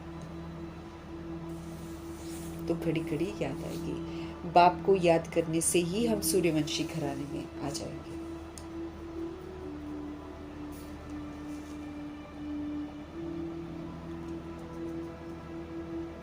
कमरे में त्रिमूर्ति का चित्र लगा हुआ होगा तो घड़ी घड़ी नजर सामने पड़ेगी। बाबा द्वारा हम इस सूर्यवंशी घराने में जाएंगे। विष्णु जी खड़े हैं ना, सूर्यवंशी घराना। कमरे में त्रिमूर्ति का चित्र लगा हुआ होगा तो घड़ी घड़ी नजर सामने पड़ेगी। बाबा द्वारा हम इस सूर्यवंशी घराने में जाएंगे। सवेरे उठते ही नजर उस पर जाएगी। ये भी एक पुरुषार्थ है। बार बार चित्रों को देखना ये भी एक पुरुषार्थ है। बाबा राय देते हैं अच्छे अच्छे भगत बहुत पुरुषार्थ करते हैं। आंख खोलने से ही श्री कृष्ण याद आ जाए, इसलिए चित्र सामने रख देते हैं। तुम्हारे लिए तो और ही सहज है। अगर सहज याद नहीं आती, माया हैरान करती है, तो ये चित्र मदद करेंगे। बाबा कहते हैं अगर तुम बिना चित्रों की याद नहीं कर सकते हो तो तुम चित्र सामने रखो। लेकिन हमको चित्र किसका रखना है? शिव बाबा का। हमको श्री कृष्ण को याद नहीं करना है, हमको किसी और को याद नहीं करना है, हमको परमात्मा को याद करना है। परमात्मा से वर्षा मिलेगा। भगत करते हैं श्री कृष्ण को याद। तो सदगति अगर हमको चाहिए, अगर हम चाहते कि अंत में हम प्रभु जी के पास जाए, तो हमको प्रभु जी को याद करना है। वो लोग भगत जो हैं वो आंख खोलने से ही श्री कृष्ण को याद करते हैं, इसलिए वो लोग चित्र सामने श्री कृष्ण का रखते हैं। तुम्हारे लिए तो और ही सहज है। अगर सहज याद नहीं आती है, माया हैरान करती है, तो बाबा कहते हैं चित्र रख दो। ये वाले शिव के चित्र रख दो, त्रिमूर्ति का चित्र रख दो, गोले का चित्र रख दो, ये रखो। निराकार का रखो ना, निराकार को याद करना है। विधारी को याद थोड़ी करना है हमको, जो कि हम श्री कृष्ण को सामने लगा दें, फिर हम वही उल्टा काम करेंगे, फिर हमको अंत में वही याद आएगा। अंत में कोई भी याद आएगा भगवान, तो हमको एक्सेप्ट नहीं करेंगे, फिर क्या फायदा, दुर्गति में चले जाएंगे। अगर सहज याद नहीं आती है, अगर माया हैरान करती है, तो ये चित्र मदद करेंगे। शिव बाबा हमको ब्रह्मा के द्वारा विष्णुपुरी का मालिक बनाते हैं, है ना। ब्रह्मा जी बैठे हैं, विष्णु जी खड़े हैं और शंकर जी हैं, तो समझ की स्थापना करते हैं, हाँ? ब्रह्मा बनते हैं और लक्ष्य को सामने रखते हैं, खड़ा है लक्ष्य, और इधर समझ आती जा रही है, बेसमझी खत्म होती जा रही है। इधर ब्रह्मा जी, इधर शंकर जी, बीच में विष्णु जी।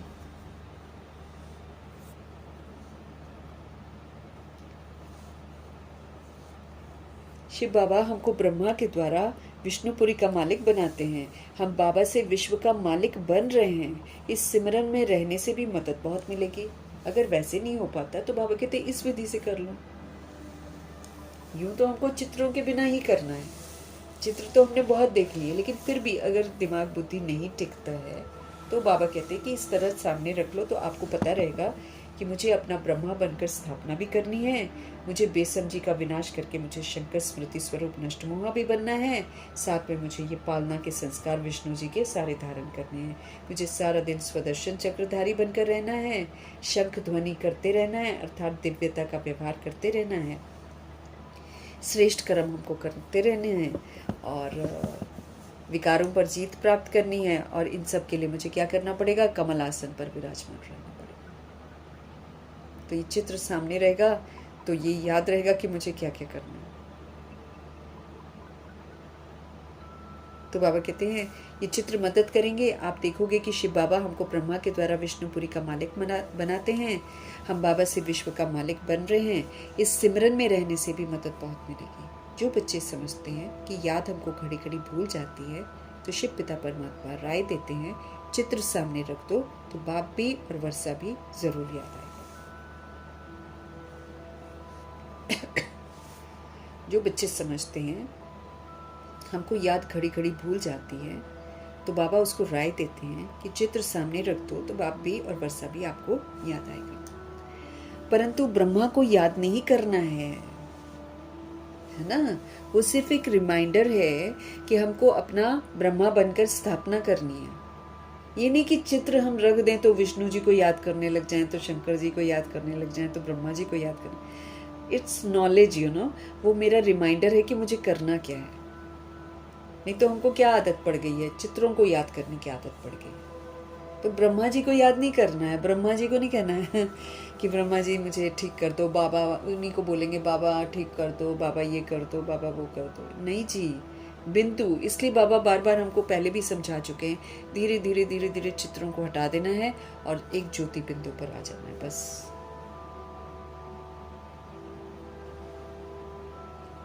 एक कोठरी बना लेनी, क्या कहा था, एक छोटा सा रूम बना दो, उसमें ओनली वन लाइट, सूक्ष्म वतन बन जाएगा।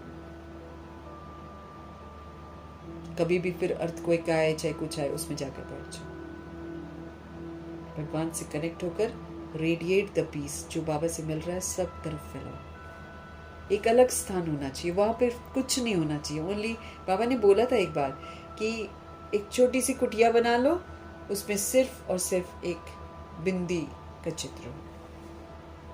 लाइट लगा दो, आजकल एक पॉइंट ऑफ लाइट आती है ना, लाइट लगा दो, या फिर एक चित्र लगा दो जिसमें ओनली सुप्रीम सोल, बस, और कोई भी चित्र ना हो। सूक्ष्म वतन बन जाएगा वो।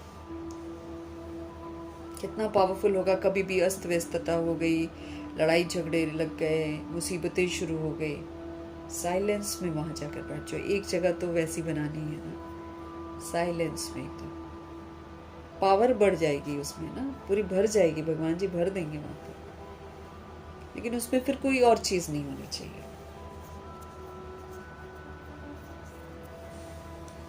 भगवान का रूम तो अलग ही होना चाहिए ना, बिल्कुल डिफरेंट। कुछ भी नहीं होना चाहिए। और बाबा ने एक बार बोला था कुछ भी नहीं हो, बस एक आसन अपना नीचे बिछा लो और उसको पावरफुल जगह बना दो।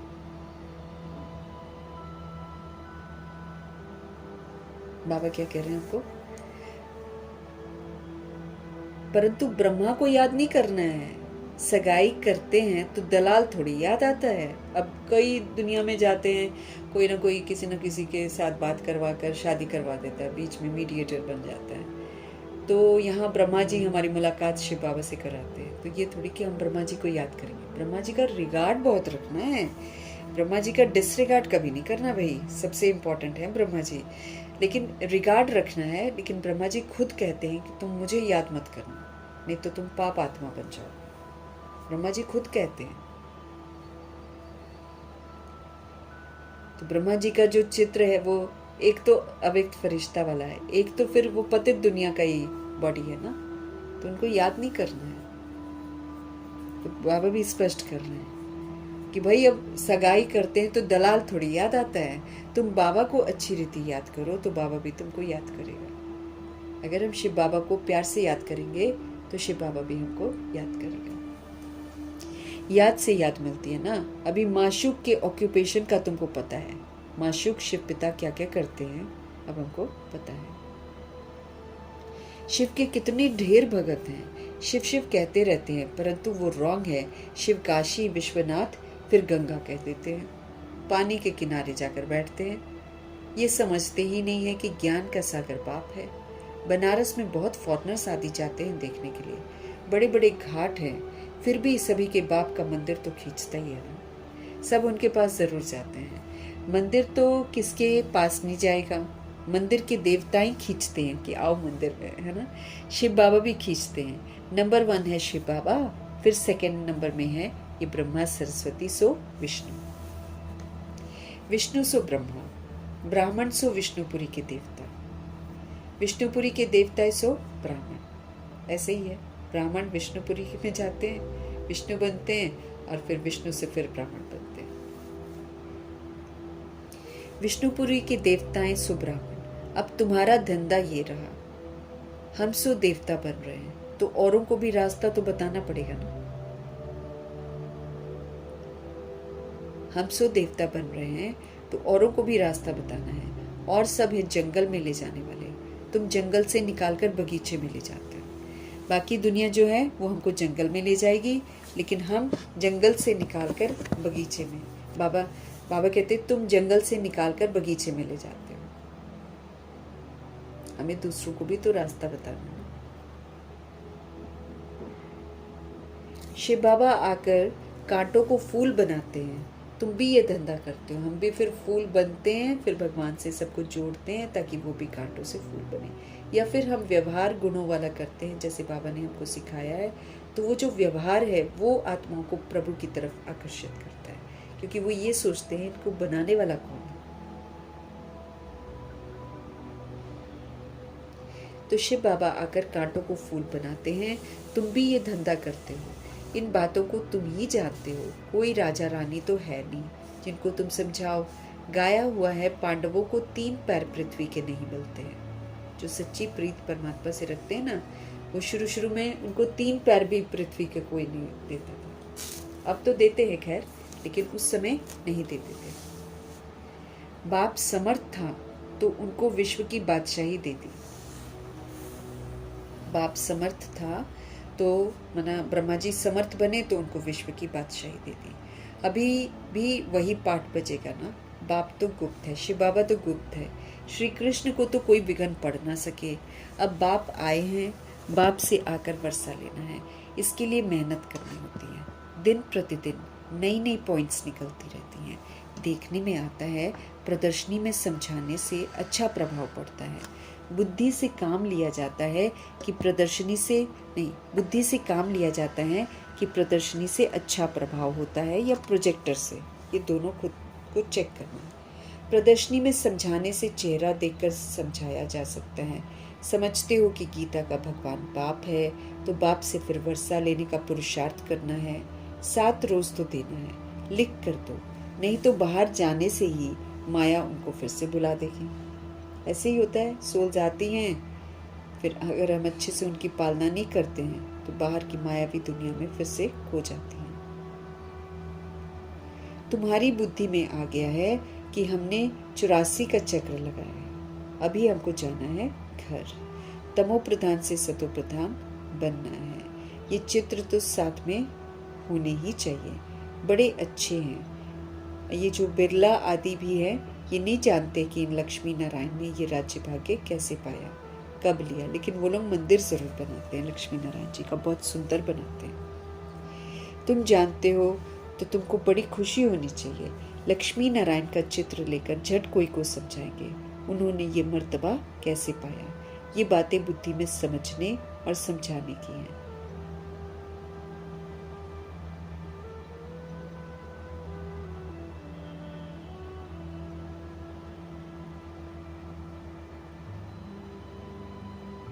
तो बाबा कह रहे हैं, तुम जानते हो तो तुमको बड़ी खुशी होनी चाहिए। लक्ष्मी नारायण का चित्र लेकर झट कोई को समझाएंगे उन्होंने ये मर्तबा कैसे पाया। ये बातें बुद्धि से समझने की है और समझाने की भी है। मंजिल है ही ऊंची, जो जैसा टीचर है वो वैसे ही सर्विस करते हैं। देखते हैं कौन कौन सेंटर संभाल रहे हैं अपनी अवस्था के अनुसार। नशा तो सबको है, परंतु विवेक कहता है समझाने वाला जितना होशियार होगा उतना सेवा अच्छी होगी। सब तो होशियार हो नहीं सकते हैं, सबको एक जैसा टीचर मिल भी नहीं सकता है। जैसे कल पहले चला था ना, वैसे ही चल रहा है। बाप कहते हैं अपनी अवस्था को आप जमाओ, हमें अपनी अवस्था को स्ट्रॉन्ग करना है। कल्प कल्प की बाजी है, ये फिर कल्प कल्प के लिए फिक्स हो जाएगा। देखा जा रहा है कल्प पहले मुआफिक हर एक का पुरुषार्थ चल रहा है। जो कुछ होता है हम कह देते हैं कि कल पहले भी ऐसे ही हुआ था, फिर खुशी भी रहती है।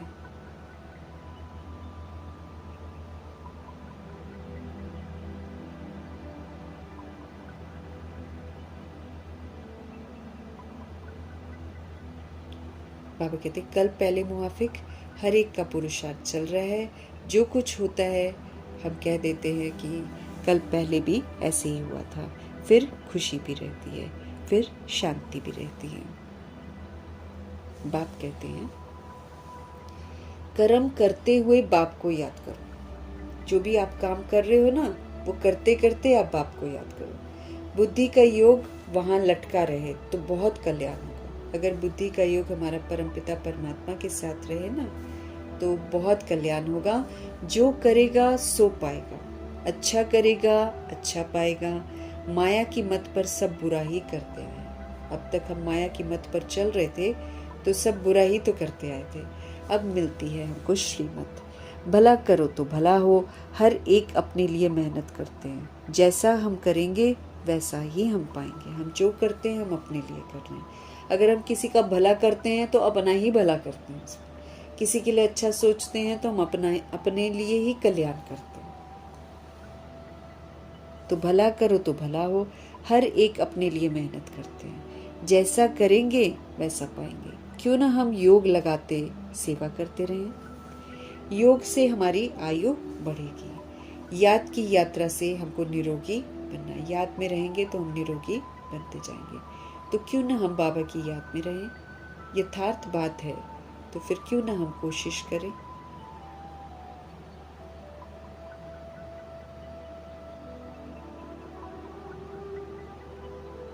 बाबा कहते हैं यथार्थ बात है तो क्यों ना हम कोशिश करें। ज्ञान तो बिल्कुल इजी है, छोटे बच्चे भी समझ जाते हैं और फिर छोटे बच्चे आजकल समझा भी देते हैं। परंतु वो योगी तो नहीं ठहरे ना। ये तो पक्का कराना है कि बाप को याद करो। जो समझते हैं घड़ी घड़ी भूल जाते हैं, तो चित्र रख दो तो भी अच्छा है। सवेरे चित्र को देखते ही याद आ जाता है, तो कमरे में बाबा की लाइट लगानी चाहिए, बाबा का चित्र लगाना चाहिए। उठते ही उनकी तरफ हमारी नजर जाए, न कि किसी देवी देवता की तरफ।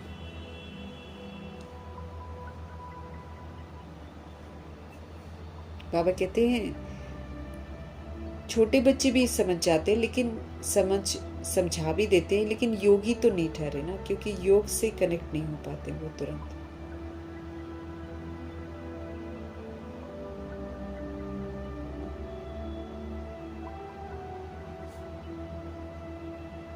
तो बाबा कह रहे हैं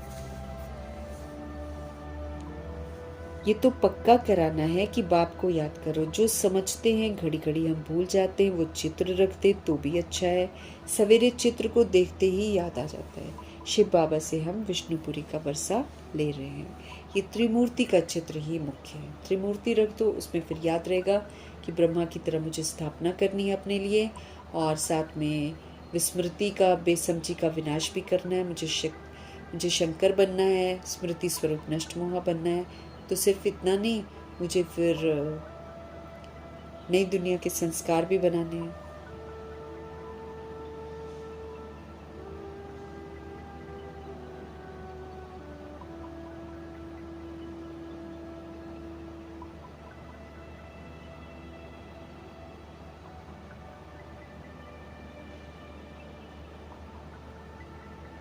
तो बाबा कह रहे हैं त्रिमूर्ति का चित्र और कोई के पास है नहीं।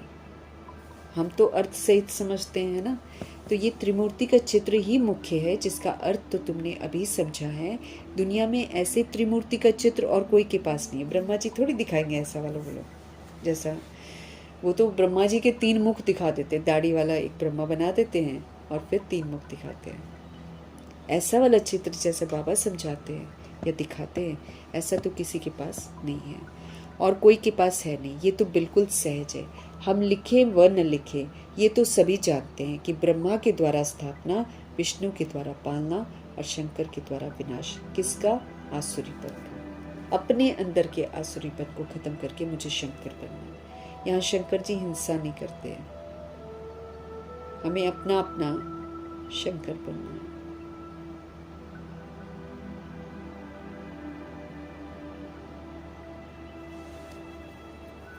तो ये सभी जानते हैं कि ब्रह्मा के द्वारा स्थापना और विष्णु के द्वारा पालना होती है।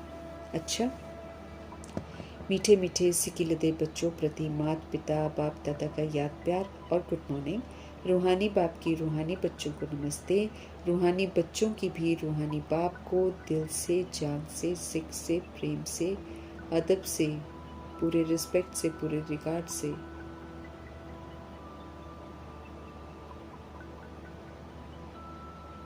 और मीठे मीठे परमपिता परमात्मा जी का तहे तहे दिल से हम धन्यवाद भी करेंगे। धारणा के लिए मुख्य सार, माया की बॉक्सिंग होएगी, रोज होएगी, लेकिन हमको कभी भी हार नहीं खानी है।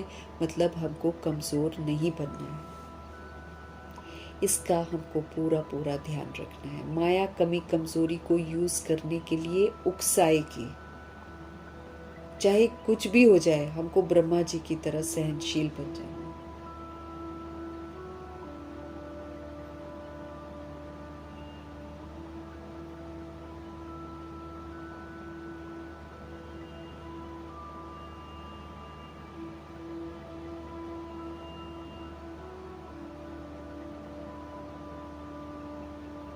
तो बाबा क्या कह रहे हैं हमको, माया की बॉक्सिंग में हमको कभी भी हार नहीं खानी है, इसका हमको पूरा पूरा ध्यान रखना है।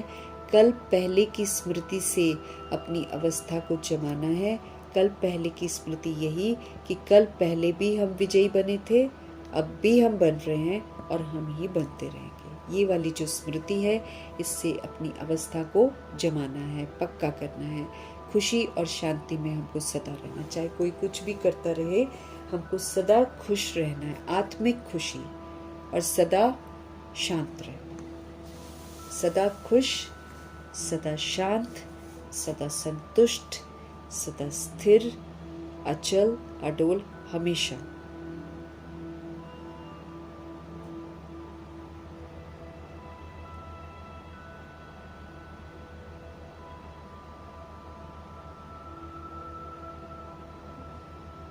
तो खुशी और शांति में हमको सदा रहना है। अपना भला करने के लिए हमको श्रीमत पर ज़रूर चलना है। अगर हम चाहते कि हम अपना भला करें तो फिर हमको श्रीमत पर ज़रूर चलना है। श्रीमत पर नहीं चलते हैं तो हम अपना नुकसान करते हैं, ये भी मेरे को समझ के रखना है। जब हम नहीं चलते हैं तो हम अपने को घाटा डालते हैं, नुकसान करते हैं, अपने नंबर हम कम करते हैं।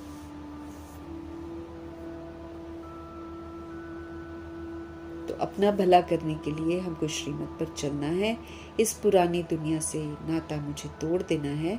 माया के तूफान से बचने के लिए चित्रों को सामने रख बाप और वर्षे को याद करना है। माया के तूफान से बचने के लिए हमको क्या करना पड़ेगा? हमें चित्रों को सामने रखकर बाप और वर्षे को याद करना है कि भाई मुझे ये वर्षा कमाना है, मुझे स्थापना करनी है, मुझे अपने अंदर के आसुरीपन को विनाश करना है, और फिर साथ में मुझे विष्णुपुरी में जाने की सत्यता और दिव्यता की धारणाएं भी करनी है। सामने रहेगा लक्ष्य तो याद रहेगा ना कि हमको क्या करना है, नहीं तो भूल जाते हैं सारा दिन वही घर गृहस्थ व्यवहार में या फिर बाहर के काम धंधे धोरी में चले जाते हैं हम। तो अगर हम बाहर जाते हैं तब भी बाबा कहते हैं अपने पास चित्र रखो, ताकि बीच बीच में अपने आप को याद दिलाते रहो। हर घंटे में थोड़ा सा निकाल लिया, चित्र देखा, रिमाइंड किया, फिर देखा कि इस घंटे क्या मैंने स्थापना की, क्या मैंने आसुरीपन पर रोक लगाई, क्या करा, अपने आप को चेक करते, तब तो हम संपूर्ण बनेंगे ना। ऐसे तो नहीं कि सुबह हम मुरली पढ़ लेंगे, धंधा धोरी में चले गए, गृहस्थ व्यवहार में फंस गए, सारा दिन काम किया, फिर रात को कुछ याद आया, देखा कि कुछ तो किया नहीं, सारे घंटे बर्बाद हो गए हमारे। इसलिए बाबा हमको बोल रहे कि कम से कम चित्र ही सामने रख लो। अगर याद नहीं रहता है, पॉकेट में, पर्स में चित्र रख लो, बीच बीच में निकाल कर देखो, होश में रहो। अब ये थोड़ी कि बाहर गए तो मूर्छित हो गए, पूरा बेहोश रहे, रात को आए फिर याद किया तो देही अभिमानी स्थिति तो सारा दिन रही नहीं। अब नहीं रही तो पाप ही करके हम घर वापस आ गए। ये भी तो हमको ध्यान रखना पड़ेगा ना। तो भगवान जी कह रहे हैं अगर आप अपना भला करना चाहते हैं तो आप श्रीमत पर चलिए, इस पुरानी दुनिया से नाता आप तोड़ दीजिए, और माया के तूफान से अगर आपको बचना है तो चित्रों को सामने रखिए, ताकि आप कमी कमजोरी न यूज करें, बल्कि सशक्त बने कि कल पहले हम ऐसे बने थे, अभी हम फिर से ऐसा बन रहे, बनना ही है। तो भूल जाते हैं ना, इंसान भूल जाता है, वो भी माया की दुनिया में। हम बाहर ही जाते हैं तो करोड़ों आत्माएं, जितना हजारों आत्माएं विस्मृत आत्माएं हैं, वायुमंडल ही विस्मृति का है बाहर, उसके बीच में हम जाएं तो कितना होश में रहना है। नहीं तो वो तो एक सेकंड में हमको भुलवा देंगे, उनके जैसे ही हम बन के वापस घर आ जाएंगे। फिर फायदा, सारा दिन तो गया ना बर्बाद मेरा। इसी तरह गृहस्थ में जब रहते हैं, घर में घर का व्यवहार कर रहे हैं, यहाँ भी सचेत रहना है, क्योंकि हर आत्मा डिफरेंट है, अड़ोस पड़ोस एवरीथिंग डिफरेंट है ना। हमको होश में रहना। सतगुरु जी का वरदान, मनन के द्वारा बाप की प्रॉपर्टी को अपनी प्रॉपर्टी बनाने वाले दिव्य बुद्धिवान भव। मनन करो, मन में बार बार बाबा ने जो बोला है, स्वमान है, वरदान है, मनन करो इसका। जितना हम मनन करेंगे तो बाप की प्रॉपर्टी को अपनी प्रॉपर्टी बना देंगे और दिव्य बुद्धिवान बन जाएंगे। ये जो भगवान का ज्ञान है, इसका जो मनन है, मनन चिंतन अगर चलता रहे तो हमारी बुद्धि दिव्य बन जाएगी। बाप द्वारा हमको जो भी खजाना मिलता है उसे मनन करो। ज्ञान का खजाना, गुणों का खजाना, शक्तियों का खजाना, वरदानों का खजाना, स्वमानों का खजाना, खुशी का खजाना, संतुष्टता का खजाना, प्रभु के साथ सारे संबंधों का खजाना, सब खजाना ही खजाना। तन भी खजाना, इसको मंदिर की तरह रखना है। ये आत्मा का मंदिर है, इसको कितना स्वच्छ रखना है। तो मनन के द्वारा बाप की प्रॉपर्टी को अपनी प्रॉपर्टी बनाने वाले दिव्य बुद्धिवान भव। बाप द्वारा जो भी हमको खजाना मिलता है उसे मनन करो तो ये अंदर समाता जाएगा। बार बार मनन करेंगे ना तो ये मेरे अंदर समा जाएगा, मतलब मुझे ये यकीन हो जाएगा कि मेरे खजाने, फिर मैं इसको यूज भी तो करूंगी ना। खुशी का खजाना, संतुष्टता का खजाना संभालो अंदर। बाबा कहते हैं प्रॉपर्टी तो सबको एक जैसी मिली हुई है, खजानों की प्रॉपर्टी या कोई भी प्रॉपर्टी जो बाबा की है वो सबको एक जैसी मिली हुई है, लेकिन जो मनन करते हैं, उसे अपना बनाते हैं, उन्हें उसका नशा और खुशी भी रहती है।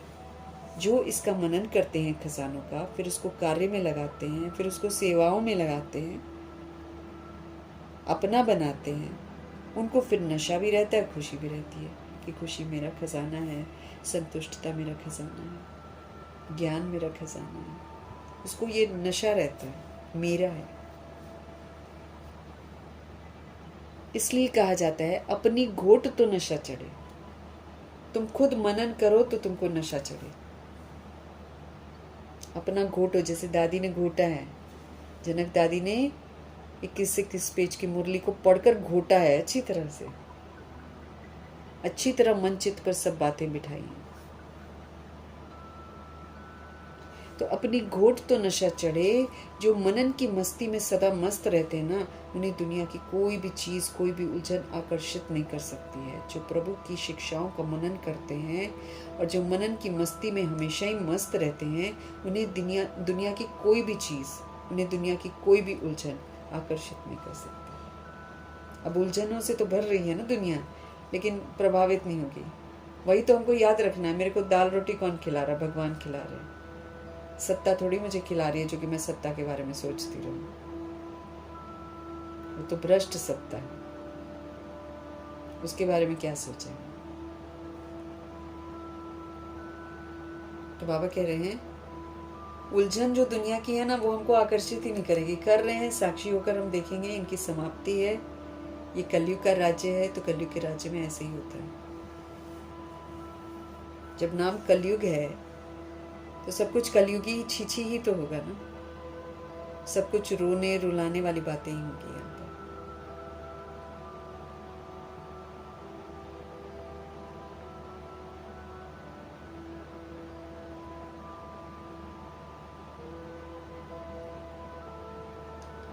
तो जो मनन की मस्ती में सदा मस्त रहते हैं, उन्हें दुनिया की कोई भी चीज, उन्हें दुनिया की कोई भी उलझन आकर्षित नहीं कर सकती। उन्हें दिव्य बुद्धि का वरदान स्वतः ही मिल जाता है। जब वो कहना मान रहे हैं, जब वो भगवान की श्रीमत पर चलकर मनन चिंतन कर रहे हैं, तो प्रभु जी से उनको वरदान मिल जाता है। किसका? दिव्य बुद्धि। बुद्धि फिर दिव्य बन जाती है। तो हमको क्या करना है? मनन करना है। मनन करते करते भगवान जी की प्रॉपर्टी को अपना बनाना है और फिर दिव्य बुद्धिवान बन जाना है। बाप से हमको बहुत सारे खजाने मिलते हैं, उसे मनन करके अंदर में समा लेना है कि मेरा खजाना है, बाप ने मुझे दिया है। फिर उसको कार्य में लगाना, फिर सेवाओं में लगाना, फिर वो प्रॉपर्टी मेरी हो जाती है। बाबा कहते हैं सबको मैं एक जैसा ही देता हूँ, लेकिन जो मनन करते हैं, जो उसको अपना बनाते हैं, कार्य में लगाते हैं, उन्हें फिर उसका नशा भी चढ़ जाता है और खुशी भी रहती है। इसलिए कहा जाता है अपनी घोट तो तुम्हें नशा चढ़े। जो मनन की मस्ती में सदा रहते हैं, जो मनन की मस्ती में सदा मस्त रहते हैं, उन्हें दुनिया की कोई भी चीज़ अपनी तरफ या कोई भी उलझन अपनी तरफ आकर्षित नहीं कर सकती है। उन्हें दिव्य बुद्धि का वरदान मिल जाता है। वो शांत रहेंगे, स्थिर रहेंगे, साक्षी रहेंगे और उल्टा सहयोग दे देंगे। स्लोगन।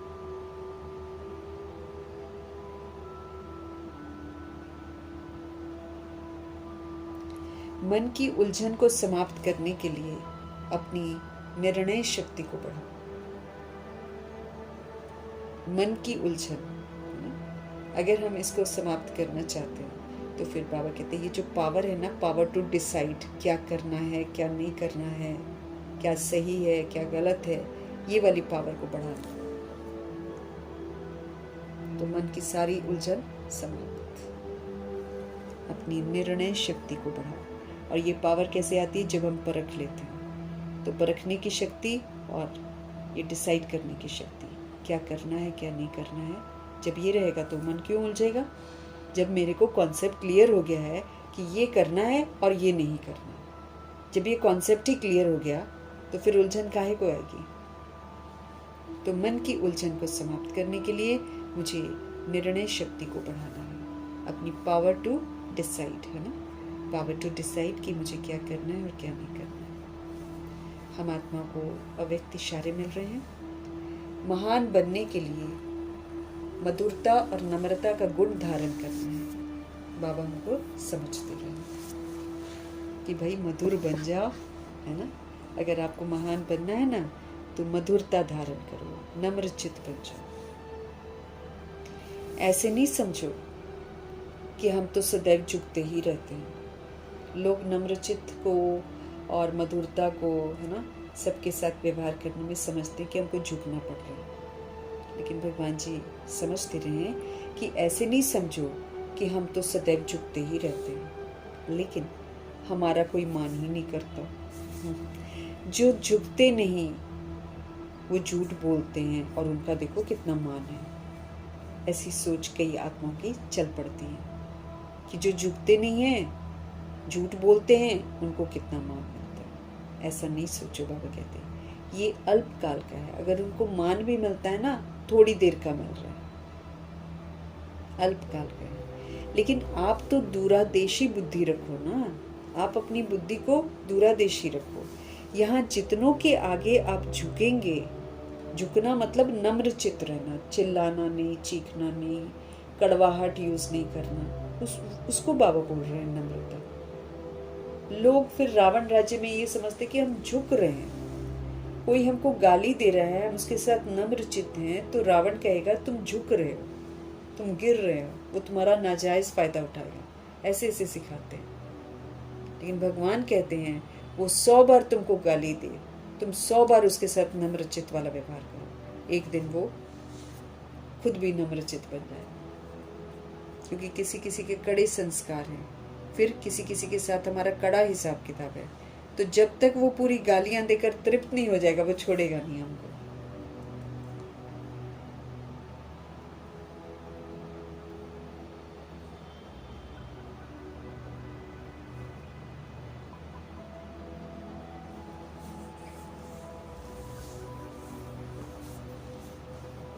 बाबा क्या बोल रहे हैं कि जिनको झूठे हैं तो भी मान मिल रहा है, बाबा कहते हैं ये अल्पकाल का है। लेकिन आप दूरादेशी बुद्धि रखो, आप दूर दूर तक सोचो।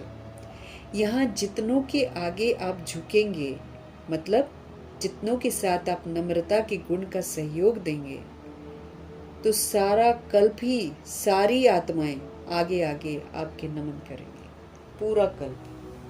अब ब्रह्मा जी को ले लेते हैं, कहीं भी वो कड़वे नहीं बने। छोटे बॉडी में है, कोई बड़े बॉडी में है, चाहे कोई, सबके साथ नम्र चित्त रहे। आज सारा जहान झुक रहा है उनके आगे। जितने लोग जान गए हैं वो झुकते हैं, बाकी के झुक जाएंगे अभी जब जान जाएंगे।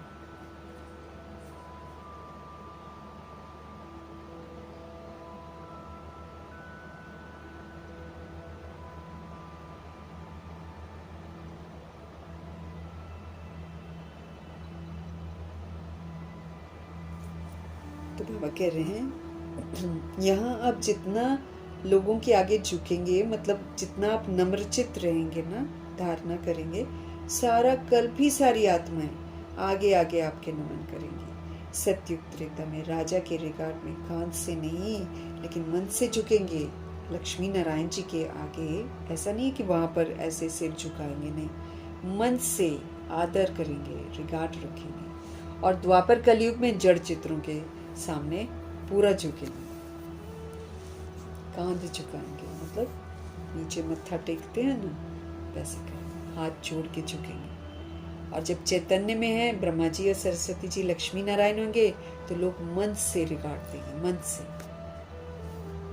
मन से उनकी बात सुनेंगे, उनके आगे झुकेंगे।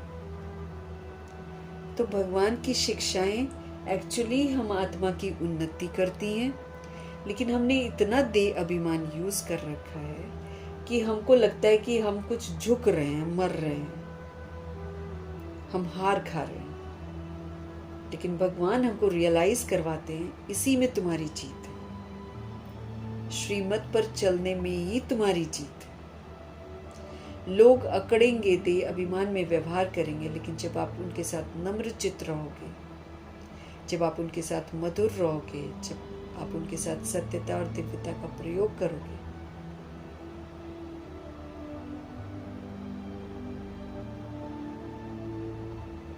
उतना ही बाबा कहते हैं आपकी ताकत बढ़ेगी, उतना हम पावरफुल बनेंगे। तो अभी हमको झुकना है, मतलब हमको नम्रचित्त रहना है, हमको मधुरता का गुण धारण करना है, और सभी रूहों के साथ, चाहे कोई कैसा भी। तो कभी भी नहीं हमको समझना है कि बाबा की श्रीमत पर चल रहे हैं तो हम झुकते हैं। लेकिन और हम कभी नहीं सोचना चाहिए कि हमारा कोई मान नहीं करता है, और फिर कभी ये सोच नहीं रखनी है कि जो झुकते ही नहीं है और जो झूठ बोल रहे हैं उनको कितना मान मिले जा रहे हैं। भगवान कहते सब थोड़े समय का है, लेकिन आप दूरादेशी बुद्धि बनो। आप अगर अभी झुकते हो तो पूरा कल्प दुनिया तुम्हारे सामने झुकेगी। यहाँ तुम जितनों के आगे झुकोगे, अर्थात जितनों को नम्रचित होकर व्यवहार करोगे, जितनों को तुम नम्रता के गुण का सहयोग दोगे, उतना ही तुम सारा कल्प, सभी आत्माएं, मतलब सारा कल्प ही, सारी आत्माएं जो है ना वो आपके आगे आगे नमन करेंगी। सतयुग त्रेता युग में तो राजा के रिगार्ड में कान से नहीं लेकिन मन से झुकेंगे, और द्वापर कलयुग में लक्ष्मी नारायण जी के सामने कान से झुकेंगे। तो बाबा कहते तुम दूरादेशी बनो ना, तुम क्या ये थोड़े से मान के लिए कर रहे हो।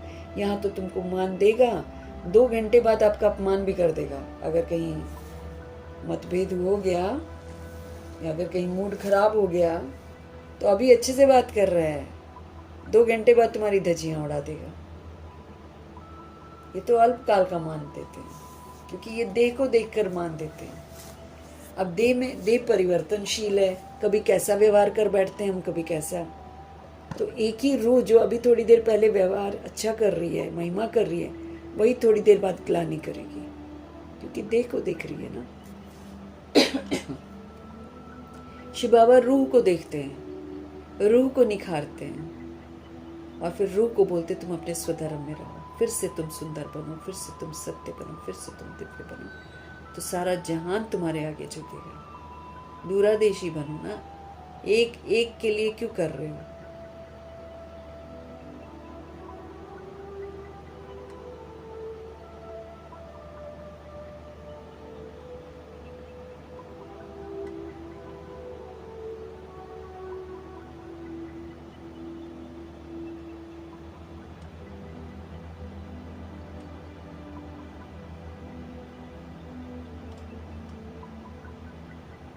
तो हमको अपने घमंड को, अपने अभिमान को, अपने देह के भान को, है ना, इसको करना है साइड, क्योंकि ये हमको अच्छा बनने नहीं देता है। ये मान अपमान, हार जीत, निंदा स्तुति, जिस दिन हम इस पर जीत प्राप्त करेंगे उस दिन ही तो विजयी रत्न कहलाएंगे। मतलब ध्यान ये रखना है, निंदा भी होगी, है ना, अपमान भी होगा, सब कुछ होगा।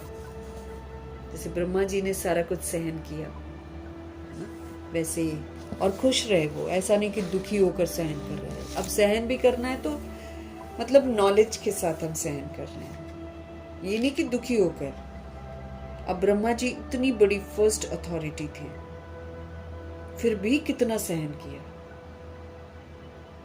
बच्चे भी सुना के चले गए, अज्ञानी भी सुना कर चले गए, बेइज्जती भी करके चले गए, लेकिन सब कुछ सहन किया, सहन करके परिवर्तन किया, सहन करके खुद का भी परिवर्तन हो गया, और अपने सहन करने से उन्होंने दूसरों का भी परिवर्तन किया। ऐसे हमको भी फॉलो फादर करना है। अब हमको संगठित होकर चलना है, तो संगठन में सहनशीलता का गुण धारण करना बहुत जरूरी है। कोई कैसा करेगा, कोई कैसा करेगा, कोई कैसा करेगा। अगर कोई एक के लिए कुछ बोलता भी है, बाबा कहते दूसरा चुप कर जाओ।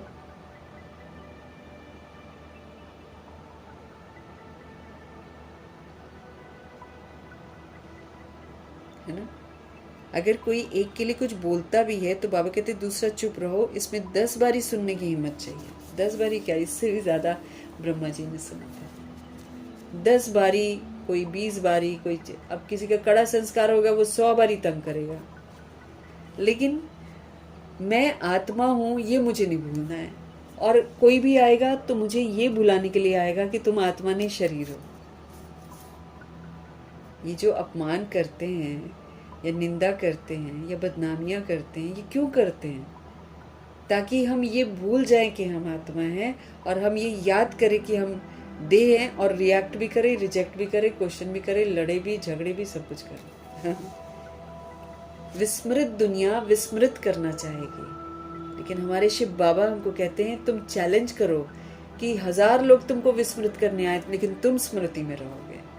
ये है हमारी जीत। तो ब्रह्मा जी ने ये प्रूव किया कि मैं एक आत्मा हूँ और मैं पवित्र शुद्ध वैष्णव आत्मा हूँ। इसका उन्होंने सबूत दिया। इसीलिए कोई कुछ भी कर गया, उन्होंने सबको दुआएं दी। ऐसे बाबा हमको बोल रहे हैं करने के लिए।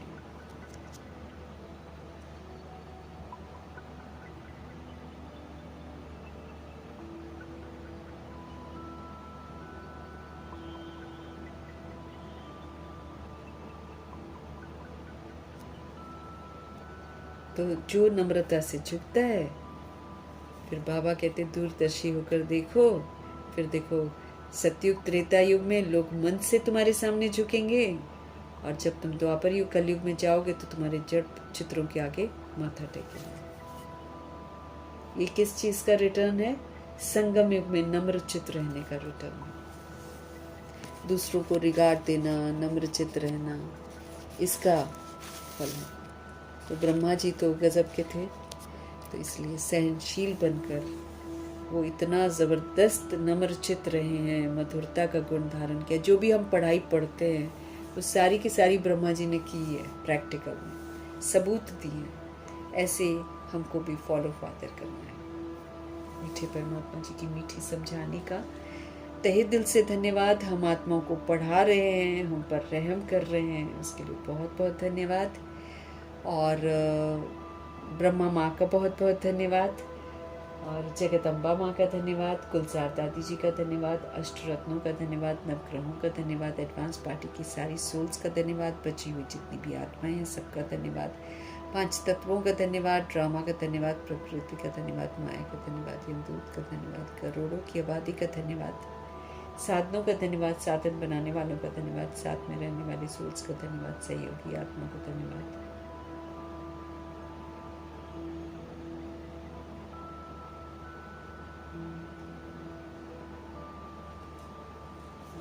है ना, साधनों का धन्यवाद, साधन बनाने वालों का धन्यवाद, साथ में रहने वाली सोल्स का धन्यवाद, सहयोगी आत्माओं का धन्यवाद, अविनाशी